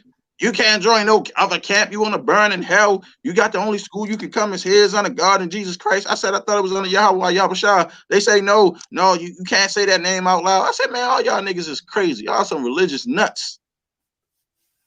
So I already knew how I was first coming in this thing 9 years ago. And still see that Israel's up on a bunch of bullshit. So y'all can say what y'all want. I ain't no fool. Y'all ain't robbing me out my money. I'll be damned if I be homeless and broke and it be like some of these other brothers that got these stories that One West did to them. That I ain't gonna let that happen to me. Give me a second. Give me a second. Hey, we got 200 some odd people watching, man. Can we get them likes up? Can we at least get 100 likes? We got 200 some people. I told you, man. They spectating, brother. They not here for to like us. They here to watch, to see what we gonna say. I know there's a lot of them watching, a lot of the other camps watching, ISUPK and all them watching. Yeah, y'all niggas keep looking, because all y'all gonna do is watch, but y'all scared. So y'all scared. Debate us in front of everybody on Sinetta. Take the team debate, Tazariak. You saw me on Sinetta chat board today calling y'all out. Same way I said it on Sinetta chat board, same way I said it on here, same way I tell y'all when I see y'all. Yohana not the leader of the nation of Israel. He's a nobody. Y'all niggas have no power. You got a 501c3, he made a covenant with the government. Okay? Point blank period. He's not the leader of the nation of Israel. He was not set up. He's not the voice of the Most High Yahweh. Y'all blaspheming. Y'all gonna be put to death for that. Thus saith the Lord, y'all better repent. Because y'all liars, y'all leaving the sheep astray. Y'all not the home of the truth. Okay? Y'all, there's no leaders in the nation of Israel. We're a nation in exile. So who the hell is the leaders then? You got people scattered around the four corners of the earth, but you got different assholes claiming that they lead the nation. And Yohana is one of them. So what about the brothers and sisters scattered over in Africa, South and North Central America, and all these other places who never even heard of fucking Yohana? They got Hey, Shaw said, I'm sorry. Let Calvin Titus come on, brother. Put the chat up and let Calvin Titus come on. You know what I'm saying? So everybody got to gather unto Yohana. Who the hell is this nigga? He ain't no fucking body.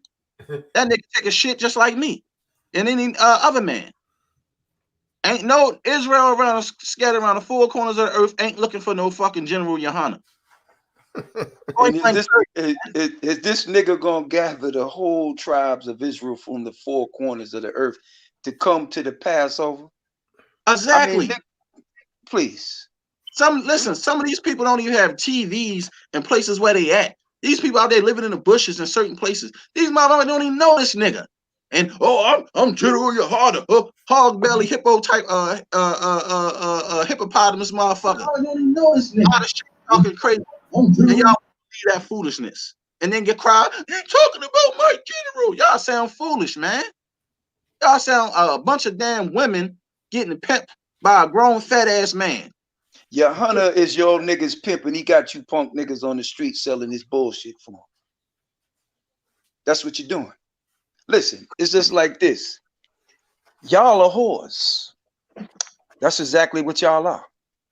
And you doing the work for your pimp. Listen, Yohana don't got the keys to his house, let alone the keys to the kingdom. Somebody need to tell this nigga, look, nigga, you about to get whacked. And the Lord gonna be the one whacking your ass. It's gonna be a Michael Corleone whack attack on your punk ass. Because nigga, for you to run out here and claim that you second in command under Christ, nigga, who the fuck you think you is? Nigga, you just a poor ass nigga from the Bronx Zoo. Nigga, the Bronx Zoo, nigga. Because that's what you got. A zoo mentality. You look like the black George Costanza from Seinfeld. Fat, stupid, and always get in trouble because you're running your fucking big ass mouth when you should keep it shut, nigga. I'm going to tell you honey this. If it was up to me, nigga, I'd put a rope around your damn neck and drag your monkey ass around the block until I seen just the rope. That's what I would do to your black ass. Power. This nigga Yohana. Let this fat motherfucker walk up to the United Nations talking about he's the leader of black people and he's the leader of the Hebrew Israelites. They gonna look at this stupid motherfucker like, man, if you don't get your dumb ass out of here. They might shoot that nigga. You ain't got no motherfucking power. You ain't no world leader. That's why I keep trying to tell these people. In order for you to have power, first of all, you got to have gold. Gold is the real currency of money. Your gold gotta back your nation. That nigga ain't got no motherfucking gold shackles, no silver shackles, no money to brand to say that he's the leader of a nation. For one, we're a nation in exile, jackass. That's why I keep telling these people they don't know nothing about leadership. You can't be a government or a nation without gold standard to be in the currency market of how the world and the nations run. He ain't got none of that shit. This nigga got schools under a 501c3. Think about it. It don't make sense. Getting government money. Thank you. Thank you. That's why I try to tell a lot of these people, man, they don't have no knowledge. They stupid. Y'all a bunch of idiots. Like, I don't know what y'all learned in school, or if y'all ain't learned nothing after school, if y'all don't read books and educate yourself, I don't know what the hell wrong with y'all. But y'all a bunch of foolish people to believe a man like that. You can't be without gold and silver, currency to back your nation. They have your own seal. We don't have none of that. We're a nation in exile. Point blank, period. Shawshank. shut the shit down. They can do it any day that they want. That's why he say the Archangel Michael will have to stand up and fight for us. Yohana fat ass can't do shit. They want to throw that nigga in a concentration camp. He can go right in there. And his big fat generals will be right with him. Ain't gonna do nothing. Then they're gonna really be calling on Yahawashi. They ain't gonna be praying for Yohana fat ass. That nigga ain't got no fucking power. That video they made fall on them. Oh my goodness. All of them over 300 pounds. All of them. Niggas working for the damn WWF. And they was bending over like they was falling on them. I was like, oh my goodness. But that video when he was interviewed when the fake Jews, the Jewish, got shot in New Jersey when that reporter was interviewing him. Yeah. Yohana was scared to death. That cracker had a gun at that nigga ribs. He was scared to death. He was like, we black Hebrew Israelites. I was like, no, he's not saying black Hebrew Israelites. Here at the ISUPK, we're non-violent. We're non-violent. He didn't say Israelites are non-violent. He said, we black Hebrew Israelites, we're at the ISUPK, we're non-violent. And then the black lady reporter interviewed him, and he did the same thing again. Yeah, boy, the black Hebrew Israelites here are non-violent. And so now they got you saying black Hebrew Israelites. It was really disappointing. Let me say something real quick, brother. Well, y'all right. Hey, put the because I gotta let Calvin on, man, before we go. You did? Hey, Calvin, you can come on, my brother. He put it the link in. And don't tell don't come on here and tell everybody our business what we about to do, man. What I'm gonna do with you, most I will. I'll show them up. All right, shut up, King. Yeah, I just posted the link again. Yeah, I want Calvin to speak. I love that brother. I know he want to come on. Yeah, good. So yeah, man. At the end of the day, man, we gotta do what we gotta do, man. For everybody, we got 200 some people watching, man. Like I said, get the lights up. Anybody, man, want to be a part of F.O.P.E. man, just hit us up, man. You know, at the end of the day, man, for real, the both of us, we just one big congregation, man. Right? We all one big congregation, man. All Israel. You know what I'm saying? But if you want to be a part of brothers and sisters who's doing their best to be a part of righteousness, man, and having no respect to person. Right? No respect to person. I don't care who it is, man. No respect to person, man. And we fall in the order under the Ha Mashayach. Not under the order no damn man, under the order of the Ha Mashayach, man. And know how to take discipline and give it. You understand? And be meek and humble. Then also build. Most High will, man. I'll be going to Africa soon. Set up some businesses. Shasham got his businesses going. We doing some things. I know Taza Doc, he can fill you on if he wants. We can fill you on some things that he's about to implement, you know, some things that we're doing, man. And we're not playing. Yeah. We're not playing 14, 15, 20 summers and all y'all getting is watermelon and chicken and somebody saying and rapping. That's it. You got it, T-Doc. No. That was just watermelon and chicken. We got the right, man. Hey, good. Hey, look, next time they do the summit, brother, can somebody please bring back the fat boys, man? Let them rap. Because right now, that's what they implement, man. Fat boys are back. You know what I'm saying? So you got that all across Israel, man. All you brothers that's obese and overweight, I love y'all, man. Truly, man. And I'm working with you. You know, if y'all want to call me, you know, I can give you a program, help you out. You know, I deal with herbs, you know, basically an herbologist, man. I deal with that type of stuff, man, to help you lose weight, so on and so forth. So, you know, we got to work together, man, to stay strong, man. That's my brother. That's my brother right there, man. Go ahead and say your piece, all right? Hey, shalom, Akis. How y'all doing? Good. I didn't know. I didn't want to interrupt anybody, but let me know if I could take a turn at this. Go ahead. You go ahead. You on. Okay. Hey, shalom. I go by the name of Ezekiel, but for y'all knows Calvin Titus. But yeah, just a little background. I've been in the truth probably for about 8-9 years. I came in through GOCC, and you know, I'm hearing a lot of this stuff, and it's like, you know, the scriptures, like I'm really based off of, you know, the Torah and stuff. I mean, laws. I mean, I believe in the New Testament as well. So don't get me twisted with that. But I mean, my teachings that I do on YouTube is specifically like the laws. And that's the thing that's missing with Israel today, because like it tells you in Mark 7, verse 6, you know, when if y'all go by Yahawashi, Yeshua, Yeshaya, Christ, he said, you know, that they, you know, laid aside the commandments of the Most High just to follow the commandments of men. You know what I'm saying? And when I came into this and seeing when I was with GOCC, because Ricard through Gabar and the brother, what was his name? I can't think of his name, down in Chicago. But anyways, he had left out as well. But when I started seeing, like, because you know, Ricard and them, they wanted me to teach, you know, the doctrines. Like, for instance, you know, there had to be a baptism. If you wanted to get baptized, you had to go into the Hebrew Academy class and be there for 3 months before you could get baptized. And I was like, wait a second. You know, in the book of Acts, I think it was chapter 8, when Philip, you know, saw the Ethiopian eunuch. He was sitting on the chariot and he was reading the book of Isaiah and things. And then he asked them basically, is this talking about, is Isaiah talking about another prophet or himself?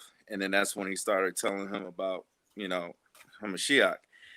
So basically the eunuch saw that there was water, you know, right over there. And he was like, well, what's stopping you from, you know, baptizing me? And the eunuch said, you know, Philip said, if you but believe that the Mashiach is the son of the true and living God. So he baptized him there. And I'm looking like, well, wait a second. This looked like it could have been a 15, 20-minute conversation. So where's the 3 months at?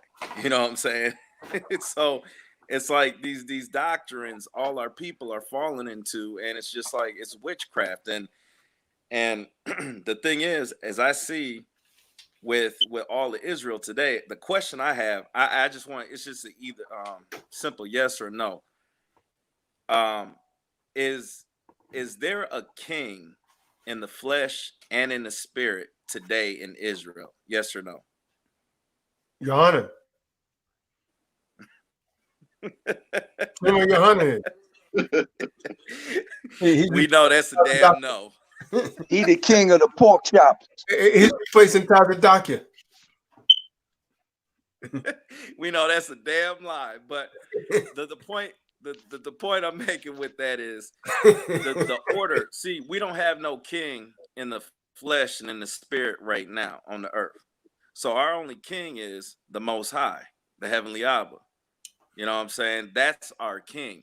We in the time of like judges I won't even say in the time of judges, but the fact that we don't have a king, who set up these men to give them the man-made titles, to call themselves general, you know, captain, priest, all these different things. I will tell you, where's the other nations setting those niggas up, man.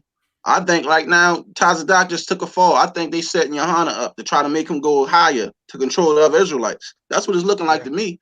There's a lot of Asian shit going on, and like I said before, I've been in this thing for 9 years, man. You ain't gonna tell me COINTELPRO ain't in Israel. This shit looking real COINTELPRO like right now. Mm-hmm. I'm sorry. Definitely in Israel. Yo, check this out. Why you think that y'all know about that case with Tyler Ducky, man? Why you think that nigga was delaying that shit so much? Because he was ratting niggas out. Telling on niggas, telling what he know. That's why your hunter, your ass, they gonna be knocking on your door real soon, fat boy. So you best to get ready. Cause I'm gonna say it like this. The only way I see things to be corrected is the Lord gotta move these niggas out the way. That's it. What's y'all opinion on that? Yeah, I concur with that, man. And they're being moved, man. That's why they're getting so emotional Like yeah, especially people like my doctor were down at the house of David. That's why they get so emotional, man. You speak the truth, man. People get angry. If what you say doesn't really affect someone, it doesn't really bother them too much. And when you speak the truth, they try and defend, their cult, because I mean that's what it is. But let me ask you this: when you was at GOCC, did you see all of them damn Edomites over there? They had in there. They try and hide. Titus, when you was at GOCC, were they bringing Edomites to the feast days? Your mic on mute, brother. Mute. There you go. He right. Hold on, my mic, it's sounding all choppy over here. You clear now? Is you listening to it while you on live? Yeah, you got back feed because you can't listen to it at the same time. You gotta. I gotta listen to it while I'm on live. No, I'm talking about like if you got it on like 2 phones or whatever, you're gonna get that back feed like that. Like if you plan it on here and on like your computer, you're gonna get back feed like that.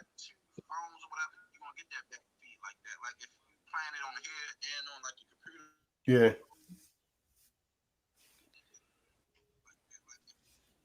Like you might got multiple screens open or something. Okay. Yes. Yeah, we hear you fine. Yeah, you coming in really. When you're speaking to me, it's coming in really choppy and stuff. It's like all it's like it's buffering or something. I don't know. Hold on. No, it's crystal clear. Hey, over here. Shem, I think it might be only yours. Nah, it's on his side. It's just on his side because you're coming in crystal clear to me, Shem. I hear you real clear. He said everybody said I'm crystal clear on their side. And I'm looking at my internet. My internet's at 100% and I don't have no problem. Hold on 1 second. Let me try He something. might have a sound clear, me too. Sound clear, brother. Yeah, you're clear over here also, yeah. He might have a couple devices, so he's getting feedback. That's what I was saying. It ain't me. Maybe you got something else on. It could be your earphones too. Sometimes earphones do that. If you got on earphones listening. There's gonna be a delay. Yeah, if he's watching it on YouTube, yeah, it's gonna be delayed. Yeah, it is. So I mean, it could be that too. He might have the YouTube turned up, the YouTube volume, and this right chat that he's logged into also.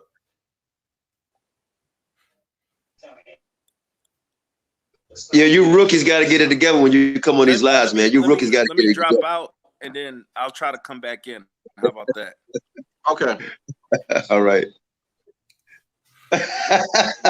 I'll praise it.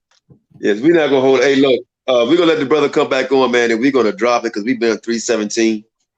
You know, yeah, I gotta do some pictures here. So let the brother come. Go. Oh, he ain't got to. You ain't got work tomorrow, right, Shan?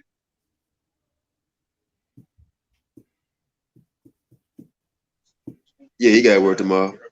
Oh man. Yeah, I'm off, man. Hey, look, Mahar, you still listen, man. I want a public apology, brother. Public. And you got, and I want you to put on some stilettos, man. Pink Panther dress, and toss some tamarines for Put that wig on too, bro. That put Geraldine the wig on. Right. And get a jerry curl too underneath. I want you to do some cheerleading for Aria. Aria. When you say, give me an A, I want you to do some cheerleading for Aria. Right. Hey, Mahal, we just mess with you, man, so don't be so sensitive, brother. At the end of the day, way he was acting, I thought he was a sister. It is what it is, man. Some brothers do got on stilettos. Listen, we ain't hating on you, man, but the problem with him is, man, listen, bro, deal with the facts. The man lied to your ass just like he lied to me, and he lied to so many people. And why in the hell would you defend a goddamn liar? That's to show you the mental breakdown that's in his forehead. It's deep.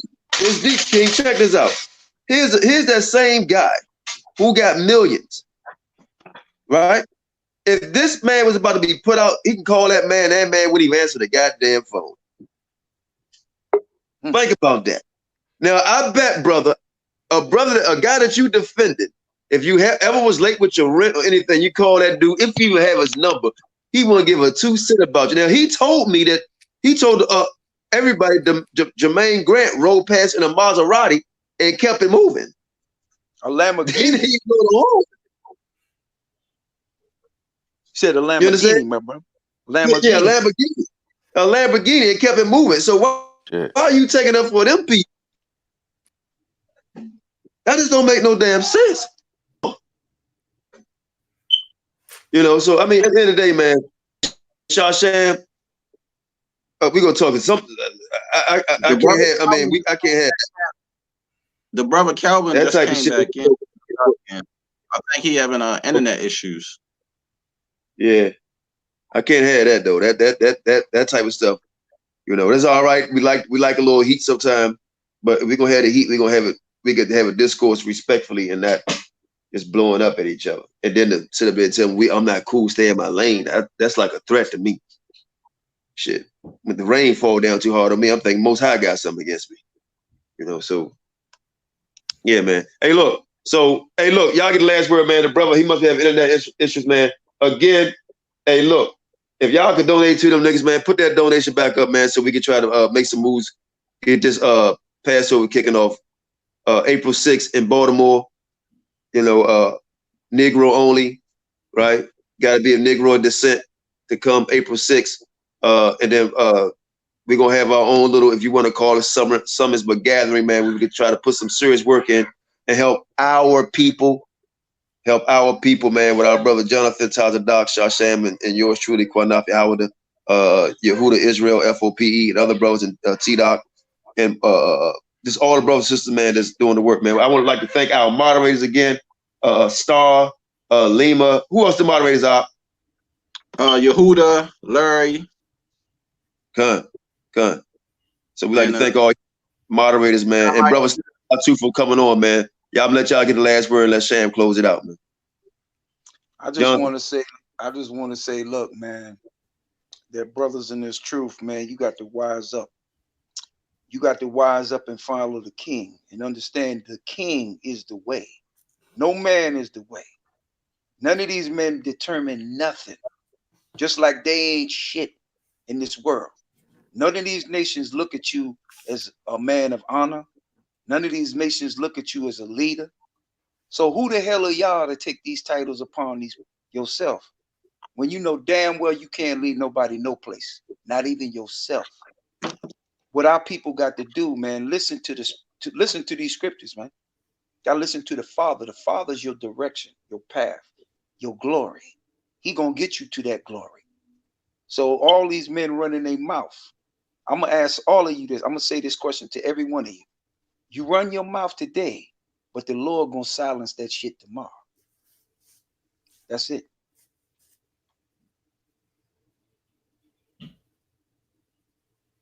Oh yeah. Tazadak, you want to say something? No, we good, man. I mean, you know, just, you know, if someone's wrong, I just think, you know, you just got to come to that conclusion and admit, hey, what I learned was wrong. The doctrine was off. You got to repent and move on. Otherwise, judgments come against you, just like the good brother's saying. And that's what's coming to a lot of these One West guys. That's why they're so angry at us, man, because we're bringing out the truth. They're being exposed. And that's all some of these men got. You got to understand that. That's all some of these men got is that they put their whole life into that. Now, can you imagine pouring your entire life into something only to realize that it was a bunch of lies? Like a lot of it was lies. Not all of it, but a large percentage of it. And so either you're all right or you're not right at all. So, hey, man, you just got to eat that, repent, and move on. Otherwise, you're going to stay over there and be lukewarm, man. You keep teaching lies to people. Like the 12 tribes chart, man, it's wrong, man. The Hispanics are not our people. And you got to acknowledge that, man. Otherwise, there's no way you can really come together. How the hell you can come together? Now, I've been waiting for them to debate us, man, because I have the artifacts. I have the books showing that those damn Native Americans had us in captivity, and some of the damn Hispanics had us in captivity. Those are not our people. When you go and look at the census reports, about 75% of those Hispanics list themselves as white, man. So, I mean, that's what it is, man. And so the truth is coming out. People are upset. But, hey, stay upset. The truth's still going to be the truth. The truth's never going to change. And it needs no apology, man.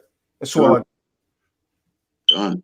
So, Israel, I want to say thank y'all for coming. So this is going to be our show name now, F.O.P.E. Sunday Night Fire. That's what we call it now, F.O.P.E. Sunday Night Fire. So the next show, next Sunday, the topic is going to be the discussion of the 12-tribe chart. And hopefully Kahan Tazadak could come back, and we're going to discuss whether we need a 12-tribe chart or not, since everybody keep asking to produce a Negro-only chart. Well, we're going to discuss whether do we need a 12-tribe chart or not. So we'll get brothers. Let me say one thing. Yeah, and we're gonna break down Genesis 49:33.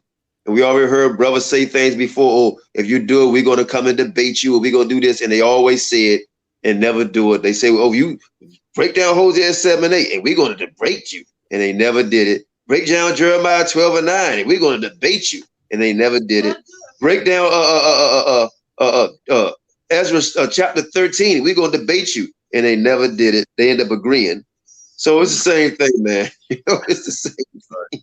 So what I want to say is that next week, Sunday Night Fire, we'll start doing it a little earlier because we don't want to start late no more. So maybe around 8 o'clock, 8:30, for every Sunday, Sunday Night Fire. So the next week's discussion is going to be the 12-tribe chart, whether we need all Negro or one period, and we're going to have people on the panel who's for it and against it. That way to be fair and everybody can speak their piece on it, and then we'll invite people on who want to talk about it. Every Tuesday we have a class. Every Tuesday on this channel and on our other channel, we're going to consolidate it. Every Tuesday we have a class. And Most High will, right? If we can get everything, if it's not too cold, not too bad, we're going to have a live camp class in New Jersey. Not class, but live camp in New Jersey. Most High will. Right. So thank y'all for coming on. We appreciate everybody who stayed for the 3 hours and almost 30 minutes.